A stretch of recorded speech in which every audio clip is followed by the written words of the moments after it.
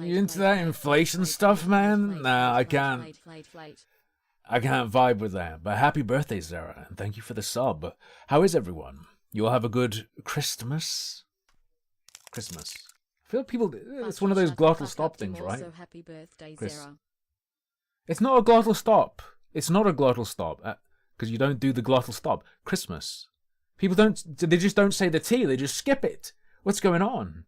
Christmas. Christmas. They don't. I'm losing my mind. Thank you for all these subs. Thank you. Thank you. Thank you. Thank you. Thank you. Thank you. Surrounding the number 41 that I am aware of. Number 41. Nothing's coming to mind for me either right now. You all get good stuff? Have a good time with the family? I already know some of you have. Any good gifts received or given? This isn't an AIDS joke. This is actually talking about Christmas gifts. I think if my girlfriend doesn't mind, the lights will remain until New Year's. I think they're suitable for the festive period. What's my Christmas? What's the teal deer here? Too long didn't read. What if WhatIfAltHist's has been chosen by God? That's all there is to him. Simple as. You bought yourself a new shotgun. Just because you like shotguns? Or do you have to use it often? You gave gifts but received none. My family is positively happy. Take off the goggles. I don't want to. Makes it easier when I'm focusing on stuff. Especially with these lights on, they're nice. It's good to have shades on. I got some cool stuff. Well,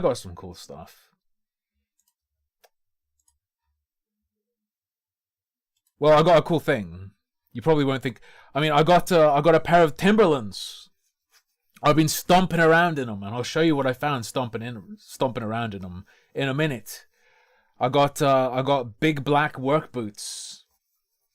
Stompy boys, being modeled by yours truly right there. That's what they look like on me. Yeah, they're real strong. They're real tough, real powerful. Going through the mud, going through the slush, going through the dead leaves, just crush them all. Good grip. Very nice. I like my skate shoes, but my skate shoes aren't good for going hiking. They're just not made for it. They're just not made for it, right? They're too flat. They don't grip anything. They're suede, I think. So you don't want to get them wet. Stuff like that. These, though, do whatever you want. You're asking for Chugga Conroy? What's my foot size? These are just a 9. In Crocs, I take a 10. I think I'm a 9 in my skate shoes as well. I got funny feet. My feet are not very long, but they're quite wide. So there are a lot of shoes that don't work for me. Like I've got hobbit feet. I got the girlfriend a silver pendant from Kason, London. Japanese grammar book and some Korean cosmetics. Like snail mucus cosmetics or something that she wanted. Something like that, you know. Her pendant is like a vampire heart with a silver dagger going through it. And the silver dagger can be removed and like dangle separately or be put through the heart. It's pretty nifty. Are there any good video games I played recently? The Bazaar. I think The Bazaar will be free to play in a few days. It was meant to be free to play at the start of December, but they pushed it back a month. Yes, the sword does come out. It's a separate piece. These are not steel-toed boots. I've worn steel-toed boots in the past. I used to work in warehouses. I used to be a warehouse operative. That wasn't too bad. Right? I'm not saying the Jews pushed back the Bazaar. I'm saying they as in the devs of the game. It's not a dog whistle. What the fuck? Why are you shocked that I said they? Why did you say they with such fucking shock? Jesus. Anyway, using these boots, I went out into the forest, found some mucusy mushrooms, some sticky orange boys. What else we got? some dying little shriveled thin shelf boys. I do believe Reynad is a cultist of some kind, yes. Is what I've heard at least. We got some other orange boys. These look really cool. They look leathery. Leathery and orange and flappy. And we had these little frost-covered boys. These are on a root on the ground. Watching too many card posting. No such thing. You've been playing Palia. In terms of games I'm gonna play, well, I don't know. I just like the Bazaar so much, so whenever I have time to play games, I play the Bazaar. However, if I get sick of the Bazaar, the games I'm gonna play are some weird sort of diner game called While We Wait Here, where you're in a diner at the end of the world. I've got 9 Souls to play. I've got UFO 50 to play. I've got Space Prison to play. Those are my next ones. Can you smoke them? If you dry them out, you could smoke them. I don't know how good it will be for you, but you totally could. Right? No microdosing, only macrodose. You find tampon tubes, cigarette butts, broken glass, and McDonald's wrappers. Oh, there's all sorts of trash. No, there was all sorts of garbage as well. Lots of, disposable vapes, some empty single-person bottles of vodka, beer bottles, beer cans, crisp packets, sandwich wrappers, all sorts of stuff. It's horrendous. Play more Thronefall? Maybe. It's just the Bazaar is too good. Will my eyes be okay? My eyes are alright, I just treat them very carefully because I don't want that shit to happen again. Right? Space Station 14. Too young for me. Also, yes, we saw a fucking fox. It ran away too fast to catch a picture, but we did see it. Hang on, Space Station 14. Clown Man. Can you grab it right now? Are they going to make this more accessible? Going to give it a mobile interface where you just touch the screen? Oh, it literally is just Space Station 13. Okay. That's fine. Ooh. Disposable vape is such an odd concept to you. Well, randomly generated username. They're easier to hide from your parents.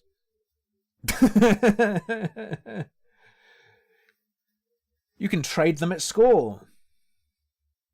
Yay! Yay!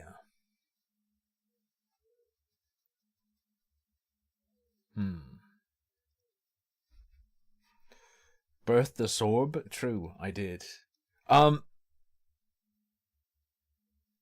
We've had our little introduction, okay? It's time to get into the important matters. Something of international, perhaps even intergalactic, interdimensional significance has happened. A champion of the spiritual realm has been chosen. A mouthpiece for God, for the devil, for Mother Nature, for the Greek version of Thoth, I think, the anima, and even more. Now, this prophet got a little bit spooked. This prophet got a little bit scared, and he deleted absolutely everything. Or made it private. He's deleted some tweets, made some videos private. We're going to look at one of those videos today. We're going to judge it. It's probably going to take up the whole stream. But before we do that, we're going to look at one of the tweets that was saved, just to give you a taste of what is to come. We have watched a WhatIfAltHist's video or two on the channel. I found myself... unimpressed might not be the right word. I was impressed by how deranged it was. How scuffed, how very clearly it was a regurgitation, but like a regurgitation of something without full comprehension. That sort of thing is my memory. Someone has saved one of the tweets he made. Here's one for you. Hi everyone. I have to tell you folks something. I am a quite advanced mystic, and am capable of communicating with the spirit world. If you wonder why I know so much and am so successful at the age of 23, this is part of the reason. Maybe 10% of the reason I'm successful at 23 is I can talk to God. I have a photographic memory, and I've used this to have hundreds of hours of communication with different spiritual forces, whether God, the devil, Mother Nature, Hermes Trismegistus, I don't know the pronunciation, the anima, and many more. I have a pretty good map of the spirit world. Will you share it? Can you sell that information to Google? You're right, I'm not really down with the occult, to be honest.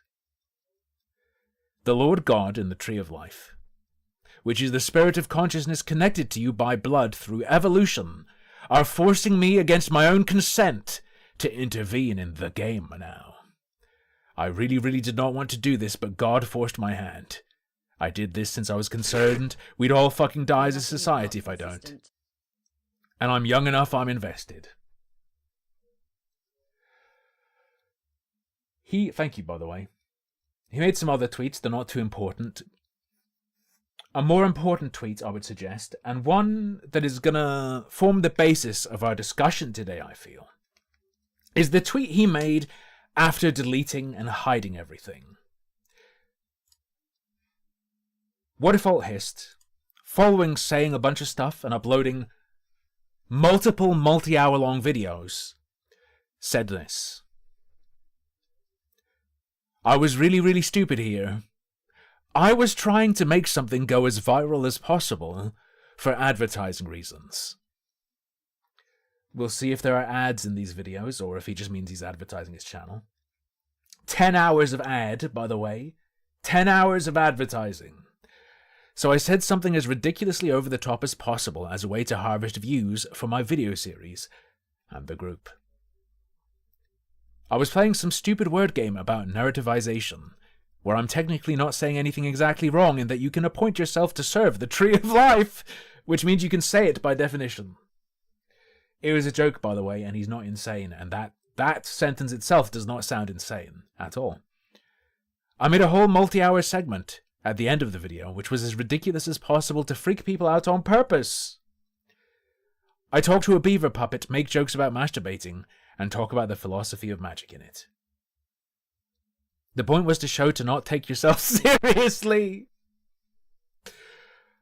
I purposely play with the definitions in the video, where I say psychic is a person capable of dealing with the realm of forms, so psychic is one form of intelligence among others that deals with empathic abilities. I always want to say empathetic. I basically controlled all the definitions to say this insane thing for clout to harvest for the videos. Okay. I did this since it's a leftist tactic, where they control words to get an outcome.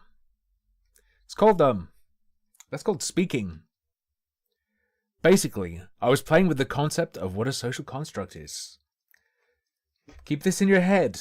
We'll judge if this is what he's doing. There are many ways you can interpret this. I guess we'll see if it fits what he did. Instead, this just become a vessel of my own egomania, masking under some thin veneer of a joke. I recently had a religious experience, which was the best thing that ever happened in my life, which kinda drove me crazy. I did recently have a beautiful experience with God, which inspired me to go back into politics, so I ramped up the insanity to 10. What I did here was an insult to God. What did he tell you afterwards? But how didn't I see it earlier? I developed some weird rationalization about how misusing God's name would somehow allow me to psyop the public into believing God through showing leftism's failures above. Looking back on this, I see some part of my shadow that I don't like. Let this be a lesson to you for what to not do. Thanks. I was considering making a 10-hour video series about how I am the voice of God. But you've convinced me otherwise. I hope I've built up enough goodwill. You can let me be retarded. Very well. Very well. Changing definitions isn't manipulation if you are being clear and you are not equivocating. For example, if you're getting everyone to agree on a specific definition for the sake of that conversation, that's fine. The problem is when you fiddle with definitions and then you try to take an example of that word being used previously and apply the context to the new definition. For instance, redefining violence. And then trying to maintain everything that surrounded the original definition of violence. Such that, for instance, anything you redefine violence to be, it is then justified to be violent against whatever you've said it now is, instead of what is actually violence justifies violence against it. So, speech as violence, often done to justify physical violence against speech. But if speech is violence, surely you can just retaliate with more speech. More violent speech. Why not? Anyway, whatever. Doesn't matter because this is fucking crazy. What else did he say? Most public political pundits have gone crazy at least once in the last 2 years. I hope I gain you the most entertaining madness so far. Let's go. The videos have been archived. We are going to go at 1.5 times speed. This is part 1 and it is 2 hours 40 minutes long.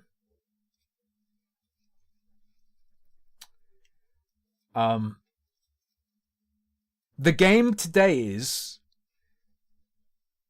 do we believe this was a prank? He has said it was a stunt to advertise for his channel. Do we believe it?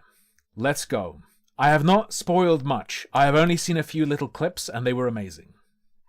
Hi everybody, I'm Rudyard the WhatIfAltHist guy, and before you watch this video, I have that to might add be a too couple different fast. preambles for all of our collective sanity. You'll see why.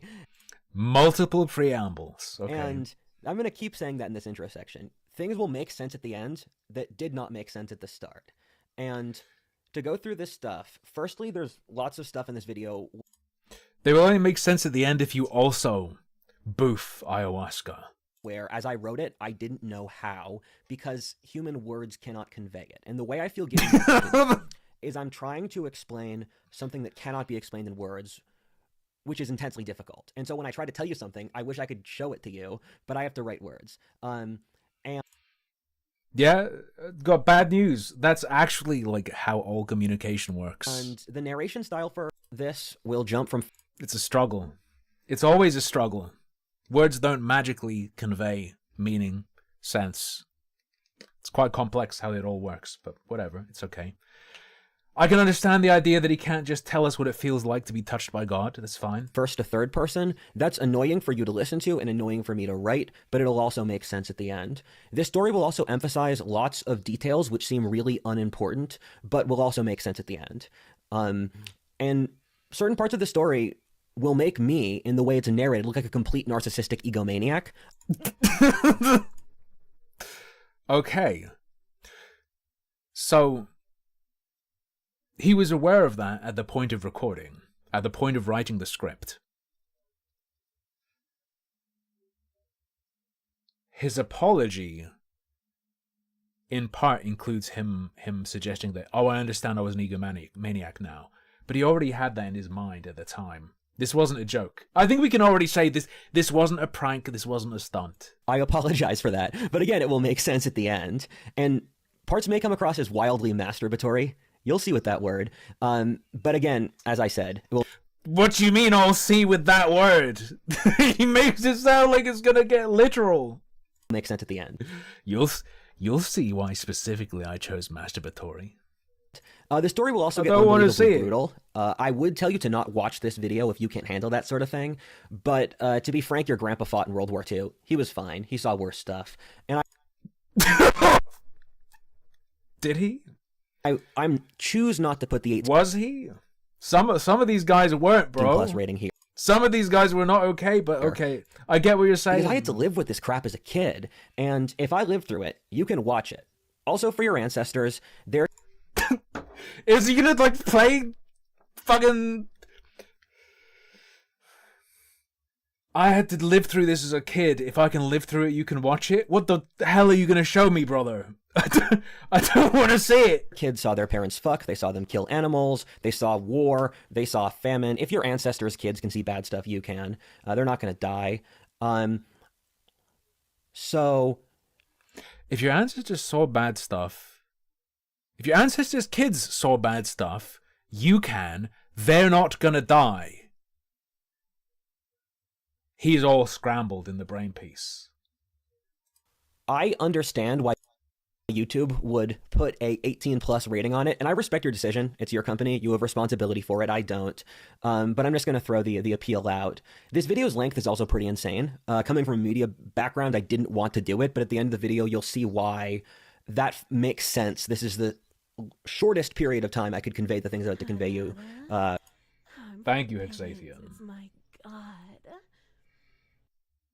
Four horsemen, war, Your- famine, parents, Your ancestors pestilence. looking down from above have to watch you masturbating, so you have to watch this video. Too. You should also Thank you. process this video as if I'm a bard 2,000 years ago, where this is one of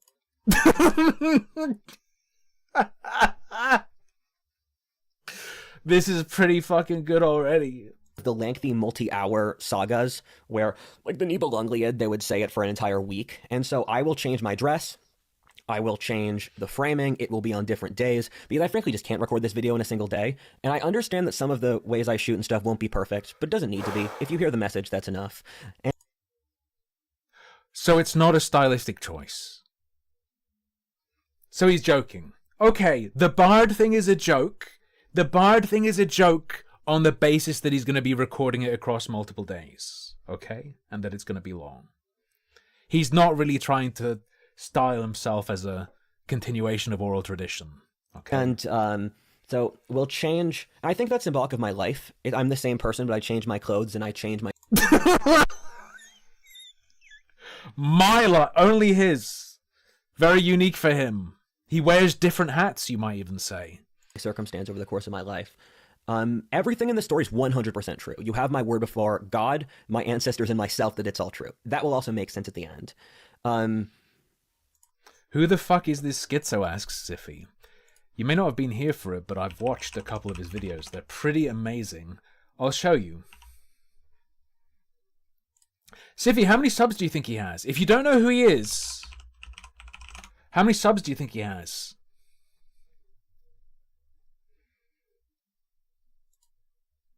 When the first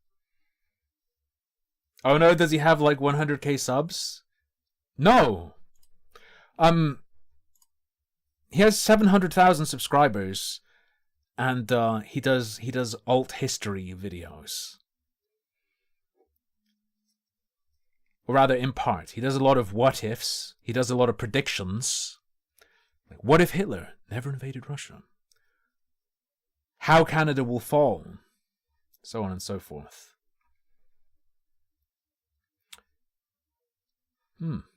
Fascinating.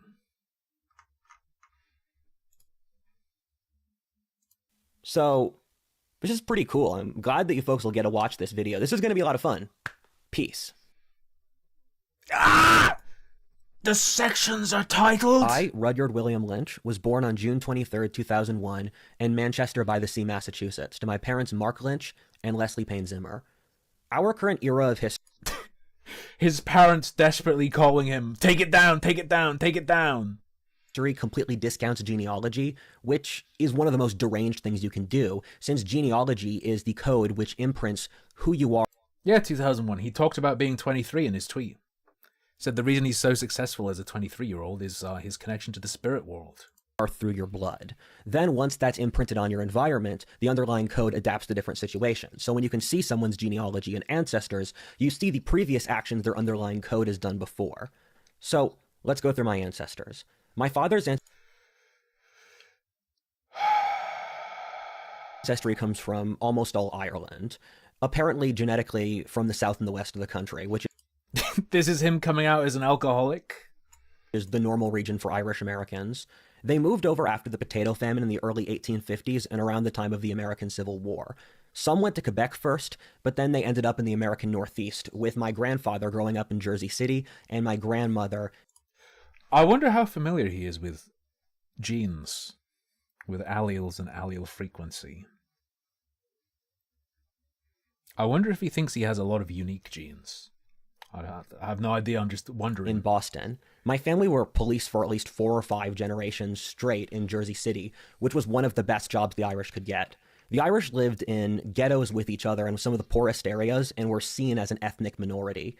They seized control of the local bureaucracies, and the Irish had control of the police, the city government, and they had stuff like Tammany Hall, which controlled the I'm preparing myself for him to tell us that his grandfather invented Lucky Charms.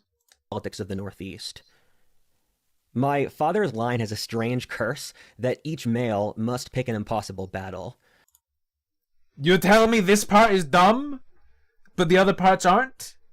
My father told me growing up that the only thing that matters in life is honor, and if I lived with honor, then it didn't matter what money He's coming out as the Highlander. I made or the rest of my life. At least I was a man who had honor. And he said growing up that your status as a man is determined by do you hold your word and do you die on the hills you need to die on. And to be a lynch, by definition, is to put your own honor above your life, which is the highest virtue a human can do. Honor culture is an integral part of Celtic society going back thousands of years, which Thomas Sowell has written a tremendous amount about. This guy reminds me of King Cobra, JFS. And which manifests in Appalachia with the Scots-Irish as the most obvious example. My great-grandpa was in the Jersey City police force, and he picked the wrong faction in the local Democrat Party politics. He was the last man to stand by his patron when everyone else had fled him. He killed his entire reputation and career in the city due to his loyalty to his patron. My grandpa, Joseph Lynch, grew up in Jersey City. By the way, this man's life is now worthless because he did what he needed to uphold his honor. He produced these videos, published them, and then he backed down because everyone said he was crazy. His life is forfeit. And worked as a longshoreman. He was 18 years old in 1942 when he was drafted to fight. He passed an IQ test with no background in mathematics and was sent as an aide to the British.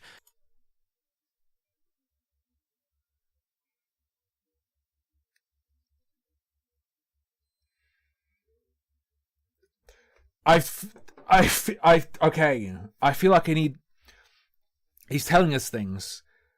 Perhaps I need context for that IQ test. Because a normal IQ test, typically the people scoring well or passing thresholds aren't people with a background in mathematics. I presume by passed, he means he scored high enough to do what he hit a requirement for what he was pursuing. He said because they wanted to make Americans look better to the British by having a humanities-based guy who could talk about philosophy and stuff. And my grandpa always underplayed stuff. Dwayne Dibley, I presume that as well. Why just say...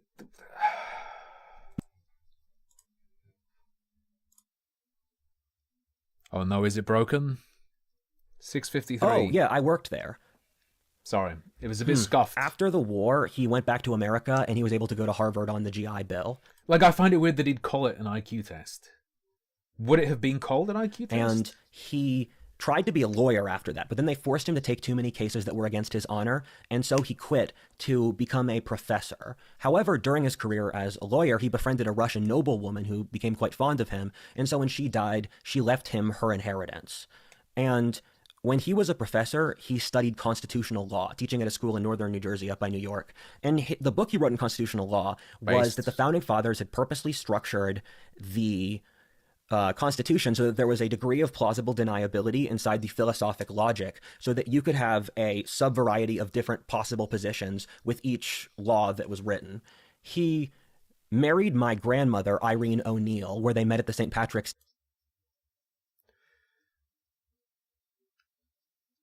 What evidence would he have had for that intention? How would he have proven that? Day dance.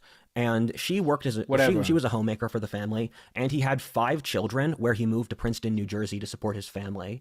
He did a lot to try to assimilate out of the Irish community. So he studied classical literature and he studied culture and the Renaissance, and he was really into medieval theology.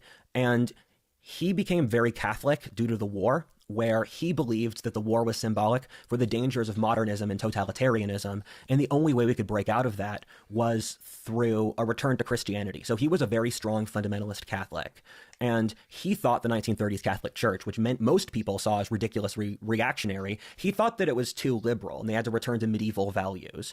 He was also, although he didn't teach at Princeton, he lived in Princeton, so he was friends with a lot of the professors, and he was friends with multiple of the most important Catholic philosophers of that time period. And he supported my my family off a middle-class income. They lived in a small house together, and they had... Look, Whaler might be right about this, but I don't want to miss anything. Okay? I don't know if I said he had 5 kids before, but that's crazy. The Irish used to have that many kids. And, oh yeah, so Irene O'Neill, she's a descendant of Niall of the Nine Hostages, who was a Irish warlord in the 2nd century. I mean, I'm already on 0.25. We can crank it until... 6 million descendants because he slept with that many women, and that was a common occurrence for Irish chieftains. It's why, like, all of these last names have millions of descendants, where that's true for multiple Irish leaders.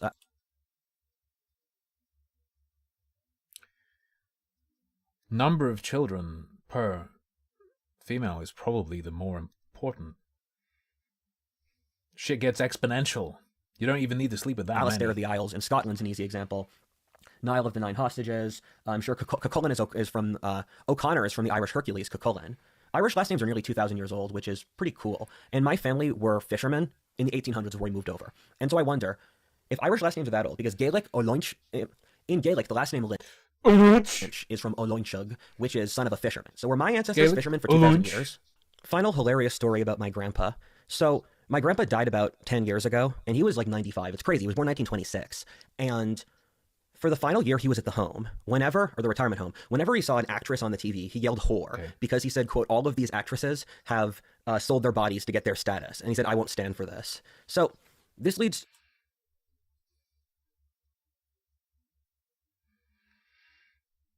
Is that an accusation of sexual favors, or does he view them being an actress inherently as that? Oh, yeah, final thing. My grandpa fought against the university system. He picked 2 impossible battles, which is classic Lynch move. I can't say Lynch move. But he picked the fight with modernity because he thought it was all satanic. And he also picked a fight with the university because when he was a professor, he was the only conservative for over a decade. And it's crazy to see he went from voting for FDR to voting for Trump.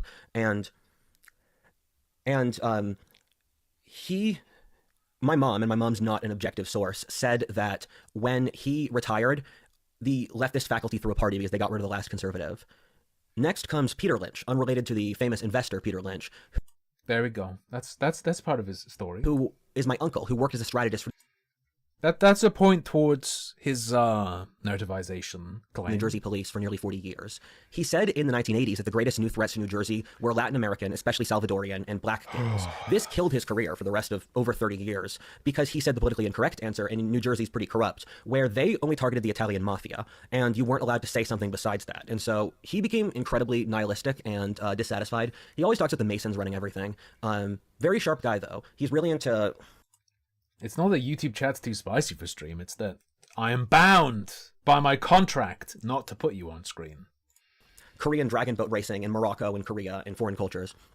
Next comes my dad, Mark Lynch, who was born in 1961, and he went to Harvard like my grandpa as a young man. He ran the Harvard Strategy Club as his hobby. After that, he started working in Wall Street when the Reagan presidency started, where he met my mom. My dad made solid money as a mutual fund manager and banking expert. He's an expert in regional and international banking. My father has the same obsessive nerd spirit as what I have, where he's read over 300 books on banking history. He may be the person in the world who's read the most about banking history. I try to get him to write a history of banking, and he doesn't do it. And he runs a Mad Max fan account and banking advice page called Corpus Colossus on Twitter. Dad, you read 300 books. Think of all the sources you can plagiarize. Dad, it's just how my video works. What did I just drop? Feels like something just went dud dud dud dud. I'm losing it, man. Some of Maybe my it was friends in his followed my video. dad without even them realizing it. And he has the ability to look at the outside of a bank, like its driveway or its building structure, and then assess the strategic model the bank uses from that and its core strengths and weaknesses versus other banks. You can give him any city in America, and he will know the top 20 banks in each of their history. I had a joke with my friends growing up where we'd walk past a certain 100-year-old bank, and I text my dad. So his dad ostensibly is an idiot savant as well. So this guy claims he has the power to give him a nation, give him a country and a year, and he can draw its borders accurately, perfectly accurately. His father apparently has a similar Rain Man-esque ability. And he'd tell me their entire history. And he studied the banking system of every major country just as his hobby. He also has a hobby in studying Marxist literature, where he's read over 200 books on the topic since his college thesis was on the Left Book On the topic. Club, which was a leftist printing company for political content in 1930s Britain. And he's read 200 books on the topic, and so growing up, he would explain Marxist lies. He's read 200 books on the topic of Marxist literature. Has he ever read any Marxist literature?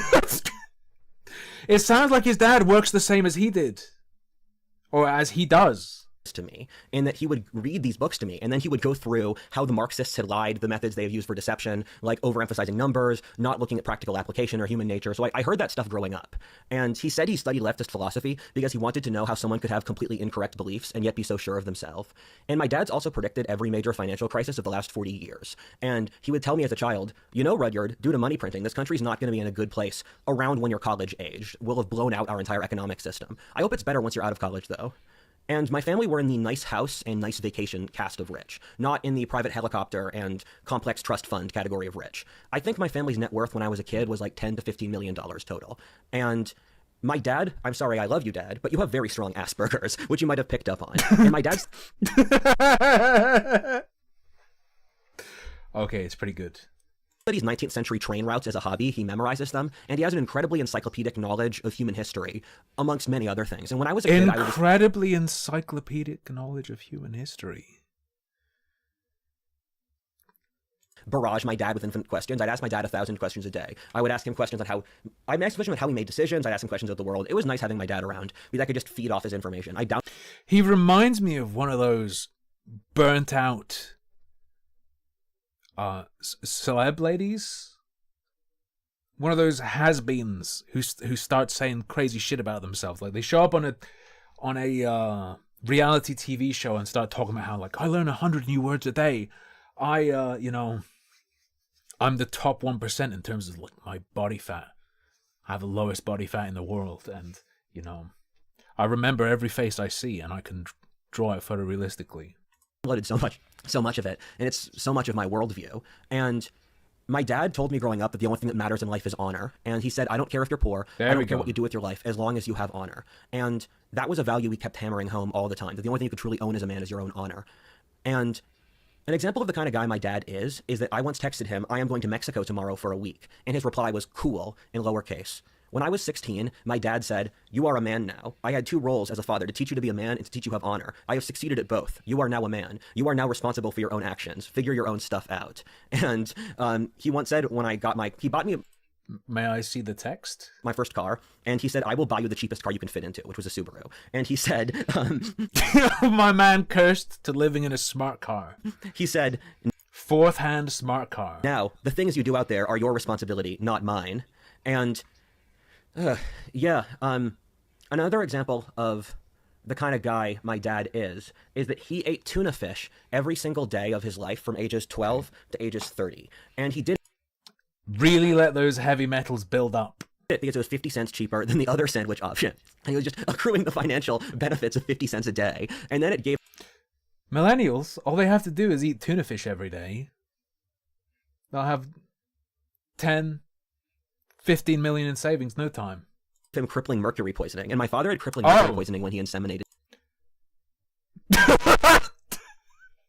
I'm sorry for pausing. It's so dangerous to pause here. Another example of the kind of guy my dad is that he ate tuna fish every single day of his life from ages 12 to ages 30. And he did it because it was 50 cents cheaper than the other sandwich option.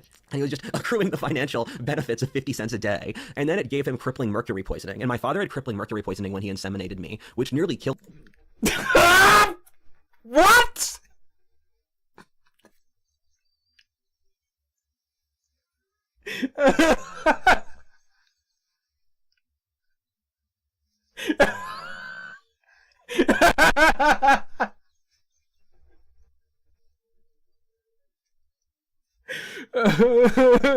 Reminder, Whaler wanted us to skip this part. And my father had crippling mercury poisoning when he inseminated me, which nearly killed him. And nothing worked, and he worked with Russian alternative healing. Inseminating you nearly killed him? Or the...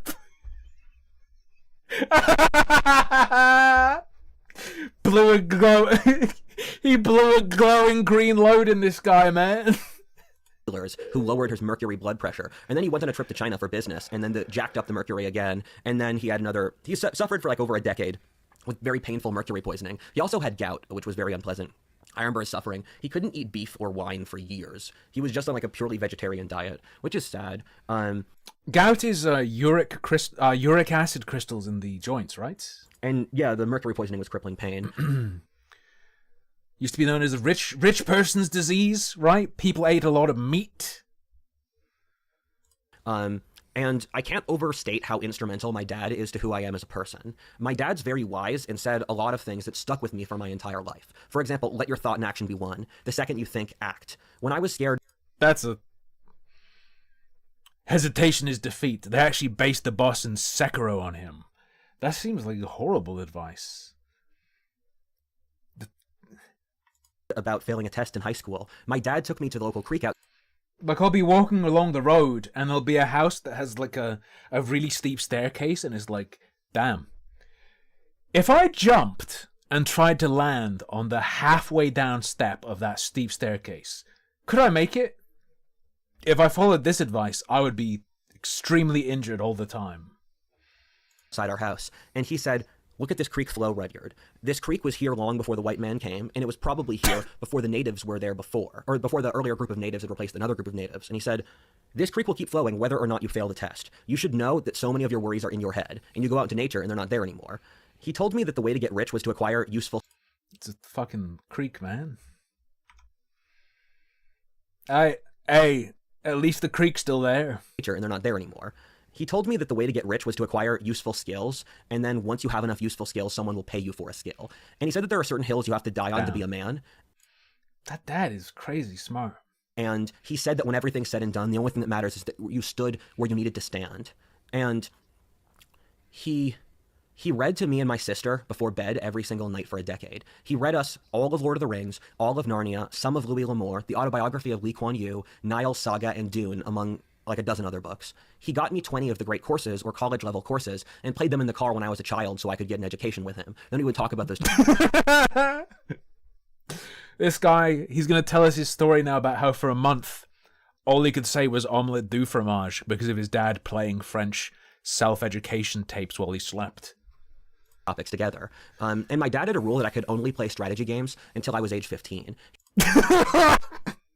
Holy fuck, this is so good. He said that he wanted to innately wire my neurology in a way so that I could think strategically on a basal level. He told me that this would do me more good in life than school would. Although my family was wealthy, my dad didn't spend... Which strategy games? Yo, your dad had you playing leftist propaganda. You were playing Cities Skylines, trying to get you to be a renewable energy cuck instead of good old-fashioned coal. And money on me. He forced me to work for stuff. When I was 16, I was already driving my own car, making my own money, running errands, and washing my clothes. He would leave me at home for weeks when he was on business trips for work and expected me to take care of the house, do affairs in his name when I was a teenager. At the company my dad worked at, he was one of the last people who ran it. This is broke. What's woke? have your kid play strategy games to train them on how to break and exploit systems. Department that wasn't woke. The company was being stultified by bureaucracy, and when he retired, the company fell into a DEI bureaucracy that killed it. When my dad left, they said, "We need you, Mark," to which his reply is, "If I did it, you can do it." And as a child, my father would repeatedly tell me, "You will not inherit a cent until I die." It's normally how inheritance works, isn't it? Isn't that literally just how inheritance works? Am I crazy? Because he said, "You have my blood in your veins, and so you can figure out a way to make some money." And he said, "You throw someone in the pool, they're not going to drown, they're going to swim." And I once asked him for news. Can we be even more autistic and suggest that this idea, "You don't need me, I did it, you can do it," wouldn't that run counter to the idea that simply having skills is enough to get people to pay you? Watch out. Watch out, they'll all develop their own skills. Shoes as a teenager, and he just stood there and said, "No." And my old pair, I'd worn them for like a year. They were pretty beat up. And he said that he did all this effort because I was representative of my entire... Grey Vanguard says, "No, he's right. My sister asked for her inheritance before my dad died.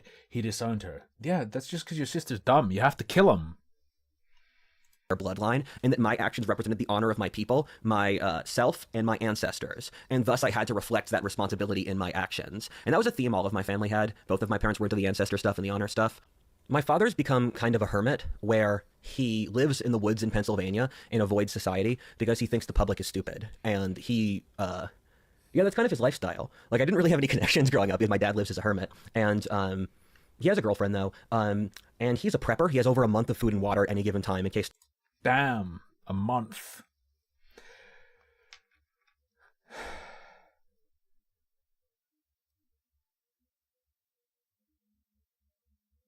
Is my view of the American household totally out of whack? I'm imagining that being pretty normal for you Americans with your huge fridge freezers, your garages, your basements. Is that not just like... stuff goes bad. Bunch of frozen food, surely. I once asked my father, because he's Catholic, how does it... I don't think a month goes into prepper territory at all. ...feel to be a papist? And he replied, "Let me consult with the Pope before I answer." And when my dad has gone to Republican Party events, he wears a tie with rhinos on it to show that he is spiritually a rhino. Now we get to my mom's side of the family. My mom was born in Kitchener-Waterloo, Ontario, to parents from Nebraska. This made her a Canadian citizen, which is an important plot point later.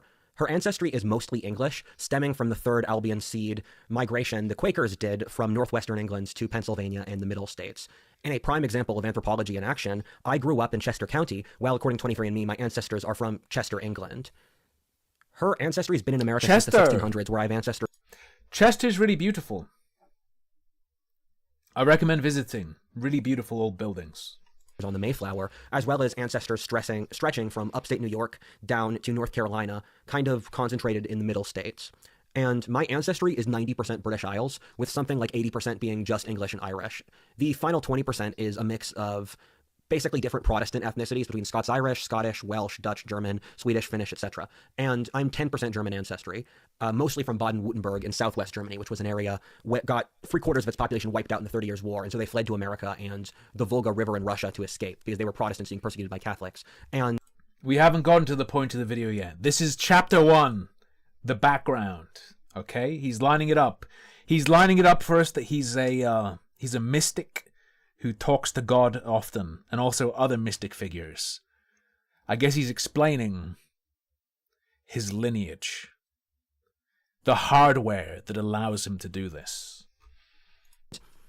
My mom was also obsessed with honor. She would say that the only thing that mattered in life was pride and class growing up, which was her WASP way of framing it. My mom's ancestry always followed the frontier. They started out in the East Coast in the colonial period and ended up in Nebraska by the mid-19th century. I know of at least 5 ancestors who died in the Indian Wars, with casualties spreading from a young girl whose family was killed in upstate New York, and then she was captured by the natives, and then she left the natives, married a white guy, then a guy who was killed by a black-native mix in Oklahoma in a failed trade deal, a guy with the drafter, he was an ambassador to, I believe, the Chickasaw Nation. They killed him, etc. A lot of ancestors died in the Indian Wars. And I have lots of distant relatives like Sir William Marshall, apparently William the Conqueror, Mad Anthony Wayne, or one of the drafters of the Texas Constitution. And the furthest ancestor I can possibly reach out... Also, of course, a descendant of William Shakespeare, Genghis Khan, probably Genghis Khan. Okay, never mind. Isn't that like everyone? You know what I'm saying, though. This is like the hippie, the burnt out hippie women who believe in angels and are like, I'm descended from this. In a past life, I was this. I don't really have noble ancestors. My ancestors are all peasants. But I have some bastard ancestors, like a bastard nobleman who was rebelling against the Jacobites and sent to South Carolina, where he married a native woman. I alternate between having 0.1%. Apparently, it's South Pacific Islander ancestry, according to 23andMe, but their data sets are screwed up in a way that certain genetic subcomponents of Native Americans process as Pacific Islander for them. For complex reasons, because Native Americans, they don't do genetics tests, so our data set for them is pretty small. But I am 100% Northwestern European now. There was an earlier point when my mom and my sister had 0.1% South Pacific Islander ancestry. I have bad news about these DNA tests. Check it again. It'll probably change again. Mine is all over the place. It keeps changing. Shall we have a quick check? What my race is right now?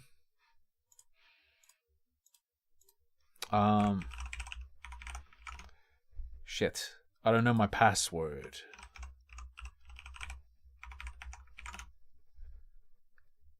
It's loading. I'm fucking in. Tim's DNA Origins. The Assassin's Creed game.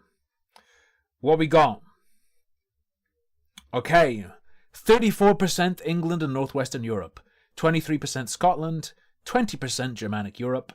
9% Central and Eastern Europe. 5% Denmark. 5% Wales. 3% Ireland. And 1% Aegean Islands. They used to say I was a black Jew. They used to be like, oh, 5% Sub-Saharan African, 5% Ashkenazi Jew. And then they were like, sorry, that's all lies. We're removing it now.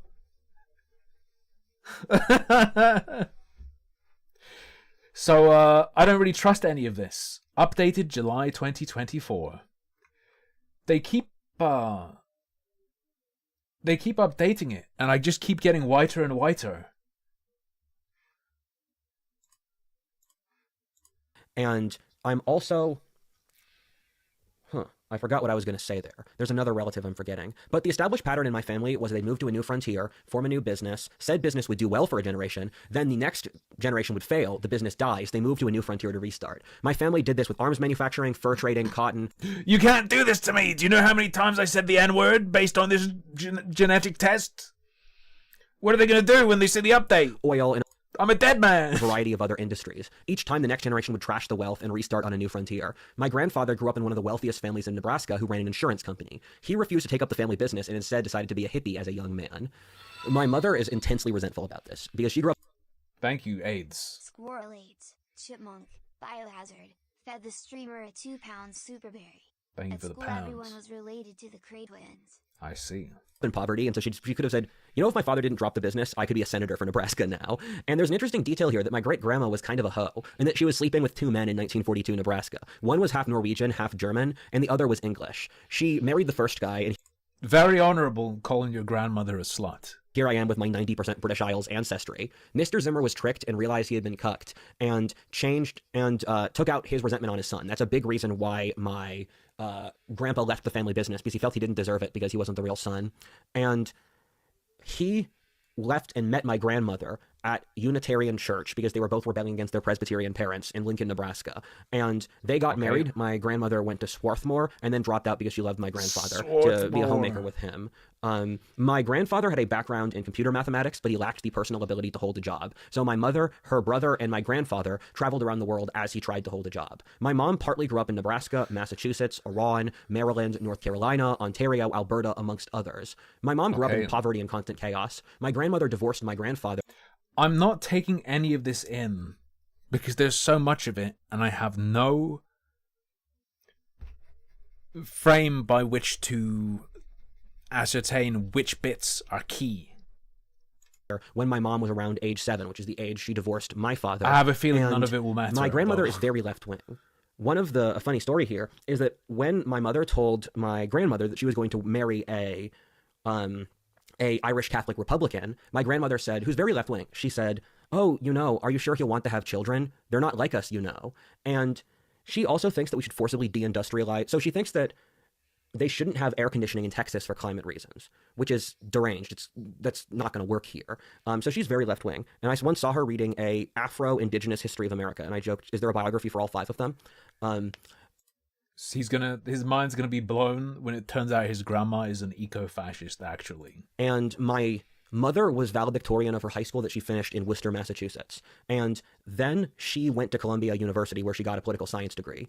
She then worked on Wall Street where she met my father. And they started dating when my mom moved back to Boston, and then my father would commute to Boston and then finally moved there as they dated and eventually married. My mom has a wide variety of interests. It is incredibly intelligent between anthropology, religion, philosophy, chemistry, political science, mythology, religion. I think I said those already, etc. And she was instrumental in establishing my worldview in as profound a way as my father. Oh, God. My mother told me growing up that the moral values of the society would get more constrictive, so much so to a level that you would be unable to breathe in a society filled with so many social rules. And they said, "Rudyard, you either have the choice of working with this system or breaking out of it and doing your own thing. And you can only really pick the second choice." My mom also ran a brewery, which was her hobby, where she would make moonshine in our... My grandfather piled on an extra social rule on top of it. The only rule I follow is that I won't follow this infinite set of rules. garage, and she made really good beer. Under any My circumstances. mother was convinced that she was a psychic capable of communing with spirits. She would constantly tell me as a child what the different spirits were telling her. She said she spoke to God and the devil and Mother Nature, and she'd said that the native spirits were not happy that the whites did not honor them after we conquered them, and this is why our society is so obsessed. Please kill our people, but you must now be our people. With land conquest, because in normal society you'd give The native spirits spoke to her. They said, "Please, we need more white women on Facebook saying they have spirit animals. It pleases us." spirits an offering, but we haven't given them offerings. I don't know. I just hear this stuff. And she believed that politeness was incredibly important, and she kept on teaching me manners and class and politeness and self-respect because she said they'd end up becoming decisive to my life. My parents met and got married living in Boston together. They had my sister Valentine. You didn't pick up the lesson if you're calling your grandma a hoe and talking about the man she was with being a cock. In 1999, and I was born in 2001. My parents were originally going to name me Noel, but when I was born, they said they could sense that I would grow up to be a writer. So they named me after the century-old poet Rudyard Kipling. So I'm Rudyard Lynch. And interestingly, Rudyard is a specific name to the sub-region of England my mom's family are from. There were a lot of Rudyards in the colonization of Pennsylvania, and it was a Quaker name. And Rudyard Kipling was the author of Kim and the play If, and he was a big champion for the British Empire. Am I out of my mind? If is a poem. Am I out of my fucking mind?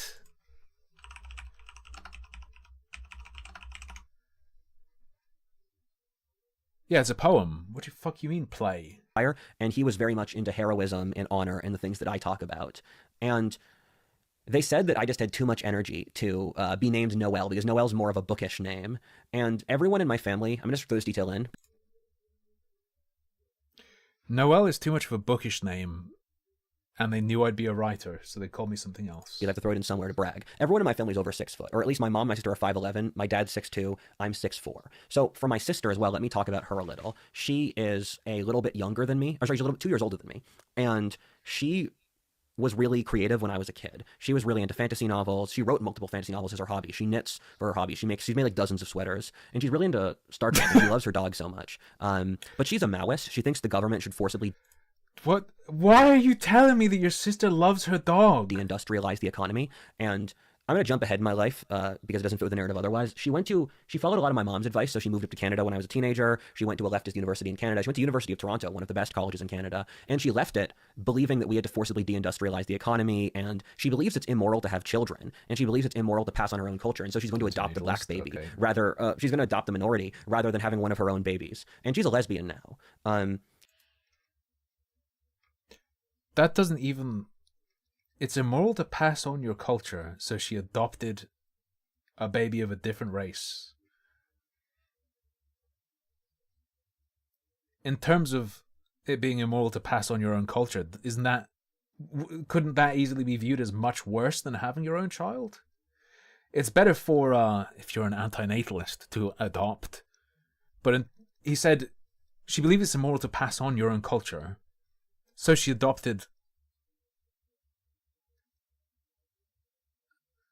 surely she's going to be passing on her culture to a baby that would otherwise have a different culture passed down to them. She's also really, I said she was Weird. into environmentalism earlier with, that was the degree she got. And that's kind of where she became, that in high school is where she became super left-wing. As I said before, I was born in Manchester by the Sea, which is this weird beach town in northern Massachusetts up by New Hampshire. And there was a movie that was made a few years ago with Casey Affleck about that town. And my mom forced me to be born with a midwife around 4 a.m. since she believes hospitals killed the spirit of a child through how they birthed children. And she also forced me to get no vaccines as a kid since she believed they were dangerous to spiritual development. My mom was really against the COVID vaccine. She cut out my sister. Against vaccines because they damage your spirit. I ain't heard that one before. During COVID because my sister took the vaccine. I have very few memories of Massachusetts. One of two. One is them seeing a relative, my uncle. The other one is there was a huge snowstorm, and I was a toddler. I was 3. I couldn't walk through the snowstorm, and I remember just seeing snow everywhere. I'd make little prints in the snow with my boots. And we were the only outsiders in that town. I was a very cute toddler.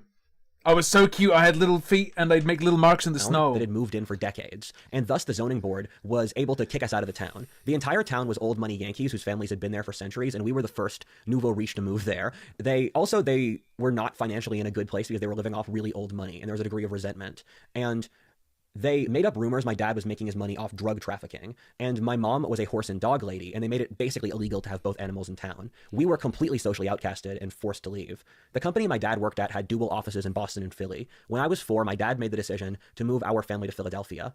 He made this call since he was from across the river to Pennsylvania in New Jersey, so he knew the culture there. I often think about this for a couple reasons. Firstly, with the zoning board in Massachusetts, you would hope something that petty and tribal wouldn't happen today in an advanced first world, one of the most advanced states in a first world country, but it does. Secondarily, it's interesting that it became such a pivotal part of my life. Being a Pennsylvanian is such a big part of my identity that wouldn't be there if I grew up in northern Massachusetts. And finally, it's really interesting anthropologically. Sure. Because both my dad and my mom, Nebraska and New Jersey, are part of the Midlands cultural group anthropologists talk about. And so when they were up in the Yankee population group, the town forced them out, and they defaulted back onto moving to a region where they were culturally and genetically closer to the population. It's another example of anthropology in action.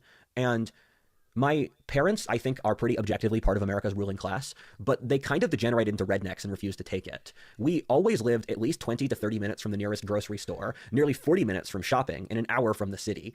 I always lived...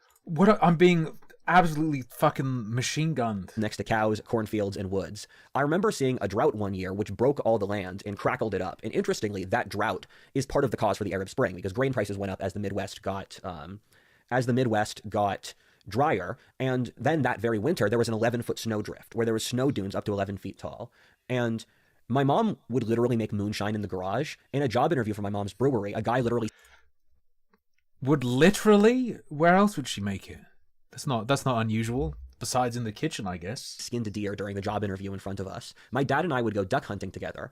I didn't really associate with other wealthy people, with my entire network being middle-class people from the schools I went to, and my parents don't really have connections. I always hoped that being a banker's son from rural PA would get me further, but on the national scale, it doesn't matter at all. It's completely irrelevant. And my parents lived by themselves in the woods, and growing up, the thing I thought about the most was the forest. It's just trees everywhere in every direction, and that always got to me. I'd spend hours playing in the forest, and I was... Man. Imagine if in cities trees were just everywhere, man. Just allowed to roam free like people are. It would be chaos. Shocked that it went on forever. I can't remember the copy pasta, but I hope you know what I was trying to do there. And it was so beautiful with all the animals and the grass and the creeks and stuff. That area of the country is super beautiful. It looks a lot like the Shire and this English rural ideal, but it's more wooded. And I just thought the world was an empty place growing up. We didn't even go to Philly that much. And so I just remember seeing infinite trees. Both of my parents nearly died before I turned 6. My dad was from mercury poisoning. We spoke about that before. And my mom was kicked in the head by a when he inseminated horse. you. And yeah. I just assumed my mom was dead for the next 2 days. And she was brain dead. And I still remember the air siren going off as the ambulance came to get my mom. My sister, Valentine, and I were hiding under the kitchen aisle when the policeman said, "Hey, kids." And my sister and I would joke about that for years. That's such a... When he says kitchen aisle, yeah, I heard air siren. I don't know, was it a coincidence that an air siren was going off? Or is that how he remembers the sound? Or when he says kitchen aisle, does he mean they had a kitchen with an island that they could get under? Does he mean he was under the work surface? Or I'm hung up on kitchen aisle, like AISLE or ISLE. Short thing to say. The kids who just thought they're... Because if you were in the woods They were like... They became rednecks. They sort of degenerated to rednecks. By the way, they were in the woods with a kitchen that has an island. That's real fancy shit. I'd love to have an island in my kitchen. Mom died. My mom, after she nearly died, said that she had visited God. She said that God had forced her to come back to help people. This resulted in her immediately divorcing my father. My mom wanted us to all sleep in the same bed as a family, and my dad refused. I ran out of the bed, and then my dad spanked me. My mom then took my sister. My mom wanted us to all sleep in this resulted in God had forced her to come back to just thought their mom died. Such a short... My sister and I would joke about that for years. That's such a short thing to say. The kids who just thought their mom died. My mom, after she nearly died, said that she had visited God. She said that God had forced her to come back to help people. This resulted in her immediately divorcing my father. My mom wanted us to all sleep in the same bed as a family, and my dad refused. Divorced, then wanted you all to sleep in the same bed. Dad says no after being dumped. I ran out of the bed, and then my dad spanked me. My mom then took my sister... Your dad, who didn't want that arrangement, spanked you for rejecting it. Me out of school and took me away from my dad's custody. My parents put me in this French language school in Philadelphia for stupid reasons I still don't understand. My dad was terrified of my mom divorcing him, and so he was leading her on. I thought the divorce had happened prior to saying, come sleep in bed with me. That we could move to France as a family, which was never actually an option, and so I was held hostage in this French language situation. And I was very resentful because I was forced to learn a language, learn classes in a language I did not know, that no one explained to me. So I had to learn French on the fly. And I was so resentful because the commute was 1 hour each way. We were going from rural Pennsylvania to Philly for my school commute. So when I was 5 and 6, I was commuting 2 hours a day. And I would count every single day until I was out of school, and I had a tick because I saw school as slavery. And I watched the Ben-Hur scene as a child, and I empathized with the galley slaves, where I felt like I was like them. After my mom took my sister, she claimed that she took my sister and me. She claimed that my dad was an alcoholic who was beating her and my sister and me. There's literally no evidence for this at all. And my father physically couldn't even drink at the time due to him having gout. And the worst he ever did was he spanked me twice.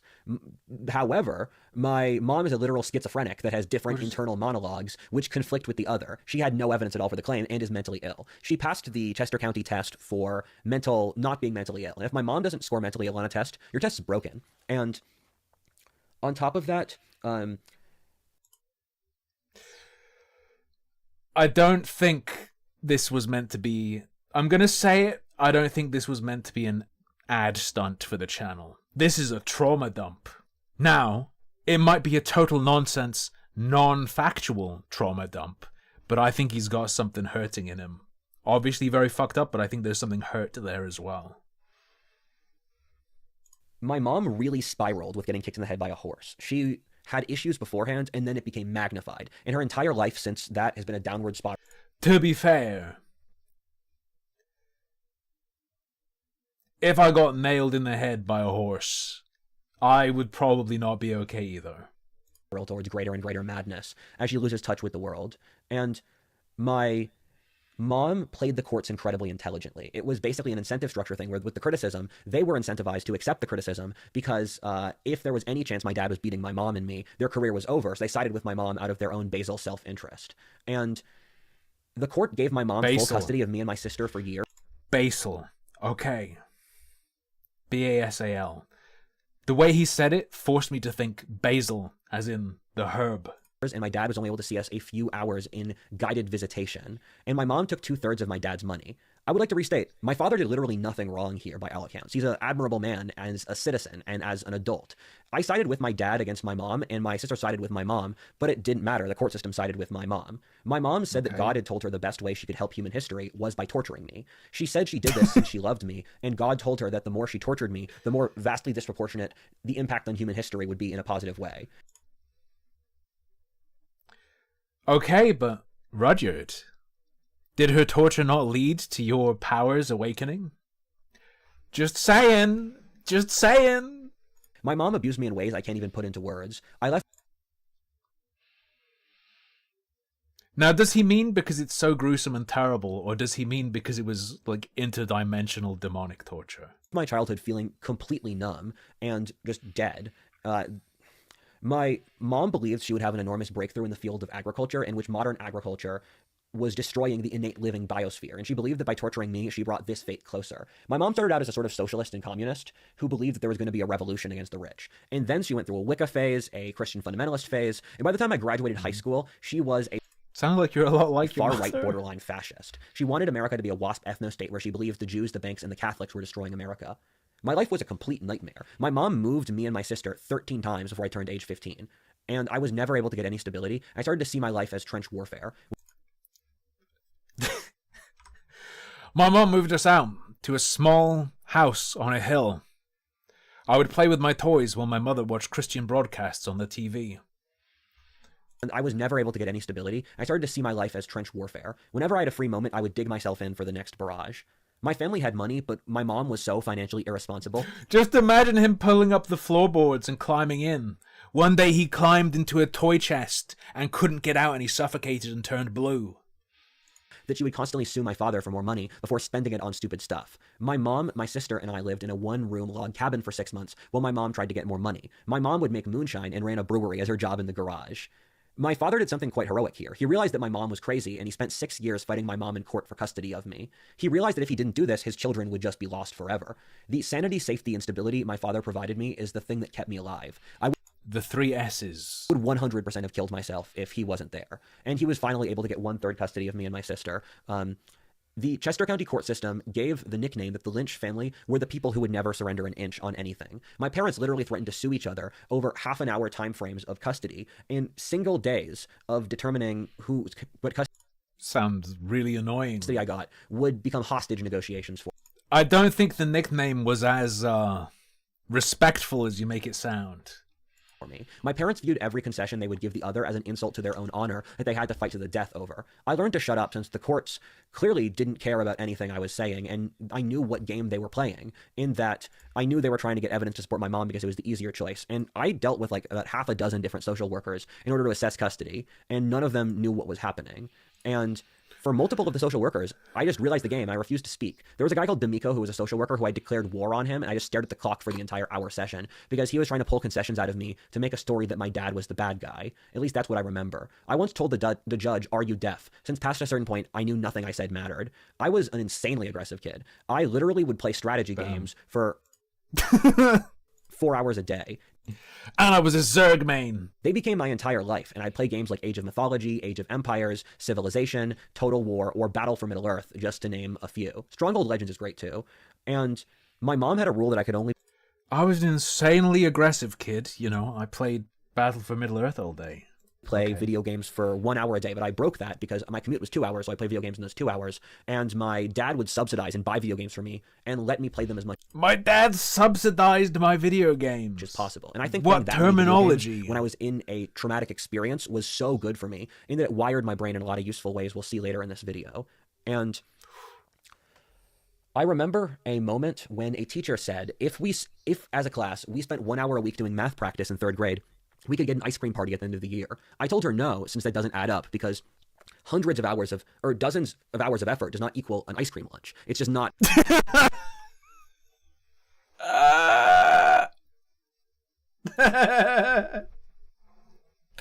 Wow, you were a dumb bitch. A correct calculation, and she kept bullying me to do this until she gave up and let me go to the ice cream party anyway. And every single day I was in that French language school, I Yeah, you're probably thinking, all right, gobble it down, you fat, annoying cunt. would count the hours until the day end. I told my parents multiple times a week how much I hated that school, and they only took me out after 4 years to put me in public school, finally. I had to interject this point in later, but a story I want to remember is when I was in 5th grade, or around age 10, my friends and I played a board game at the end of the school year, that being Axis and Allies, and I remember objectively, how many hours of maths practice is equivalent to an ice cream lunch? the exact placement for troops years later for each faction. 5 years later, I remembered what territory each faction held and how strategically. And that started to weird me out that I had very good memory. And my dad would play strategically. Go 5 years back, what, to the placed start earlier, of the on interjection? day end. I told my parents multiple times a week how much I hated that school, and they only took me out after 4 years to put me in public school, finally. I had to interject this point in later, but a story I want to remember is when I was in 5th grade, or around age 10, my friends and I played a board game at the end of the school year, that being Axis and Allies, and I remembered the exact Hey, Trey. placement for troops years later for each faction. 5 years later, I remembered what territory each faction held and how strategically. And that started to weird me out that I had very good memory. And my dad would play a game where he would play a song twice for me and then have me repeat back the lyrics. And he was astonished that I could do it. I actually really enjoyed going to public school. Which songs? This was in a rural area around Hawkinson, or on the Mason-Dixon line, where Pennsylvania, Delaware, and Maryland meet up. And my mom moved there from the area around Malvern, and my dad continued to live further north of there. And it's one of those beautiful places I've ever seen in the world, where, as I said before, it looks like the Shire. It's just rolling fields and countryside. Winslow Homer was a famous painter who used Chad's Ford, where I grew up, as the set for his landscape paintings. Everyone was really nice to me, and I made a lot of friends. I even got along with the teachers, which I thought was impossible because I was so combative. When I was in 4th grade, one of the teachers saw a map I made, and she said, "Rudyard, you're going to be famous when you grow up." And and you remembered that? It stuck with you, man. The culture of the area I grew up in, Chester County at the time, was called God, Guns, and Horses. And over time, it became more left-wing, and it got pacified. And the way to see the Northeast is that in Pennsylvania is you got a series of different subcultures. So the way the greater Philly area goes is you have Midwestern Protestants, Catholic Northeasterners, and Black Southerners. And where I grew up felt like a cultural extension of the Midwest. It felt like it could be completely Ohio, where when I was in middle school, our curriculum in history is how the American Revolution was amazing. Then all our history teachers were members of the NRA and they owned guns. Our Boy Scouts leaders were former Vietnam vets. It's very much that kind of culture. You know, in a lot of Pennsylvania, in rural Pennsylvania, they give the first day of the deer hunting season as a day off from school and from work. Hunting's a big part of the culture there. That's cool as fuck if true. To change topic to something less pleasant, my mom started to spiral into bizarre conspiracy theories that my father had bands of thugs who were vandalizing her property. And she literally had no evidence for this. And the Chester County court system got so fed up with her bullshit that they literally refused to take cases from my family. I want to believe that nugget, though. I want to believe it. Hang on.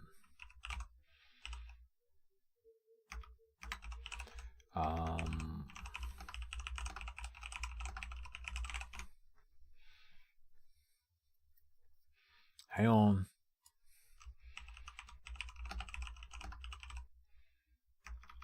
Dear season opening day, public holiday. I want it to be true.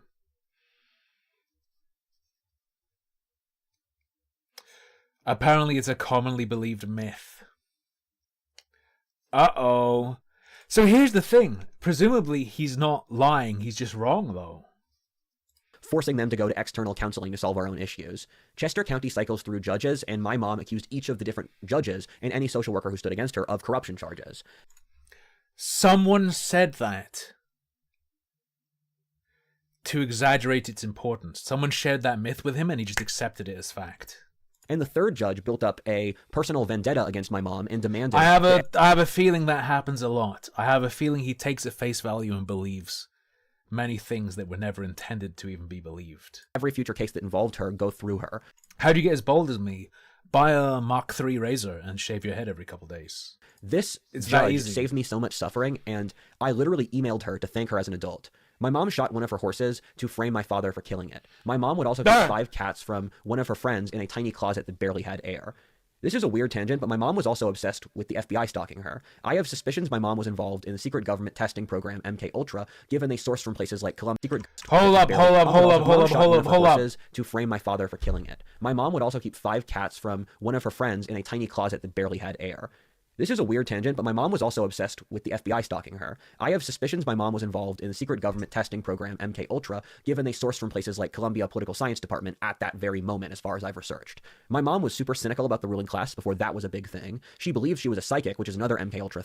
Before that was a big thing? Before what was a big thing? People opposing the ruling class, or... thing. She was paranoid of the FBI following her, and I also know that she was molested. That's too many points for my own comfort. I made sure of it, in fact. And I'm scared to even say stuff like this on this video, but this video is going to get so much crazy. That's not even in the top 10. My mom hired security guards against this imaginary threat, but then those bankrupted her, so she moved my sister and me against my father's consent to downtown Philly. This really disappointed me, since I loved living in Chester County so much. I went to a Quaker school in Philly, and I was raised a Quaker because my mom has lots of Quaker ancestors, and my dad thought I should be raised Protestant. And Quakers are really big in that region of Pennsylvania because they founded it. And I attended 2 Quaker services a week for years. Swaggin says this reaction is equivalent to panning for gold. Yes, it is mostly dirt.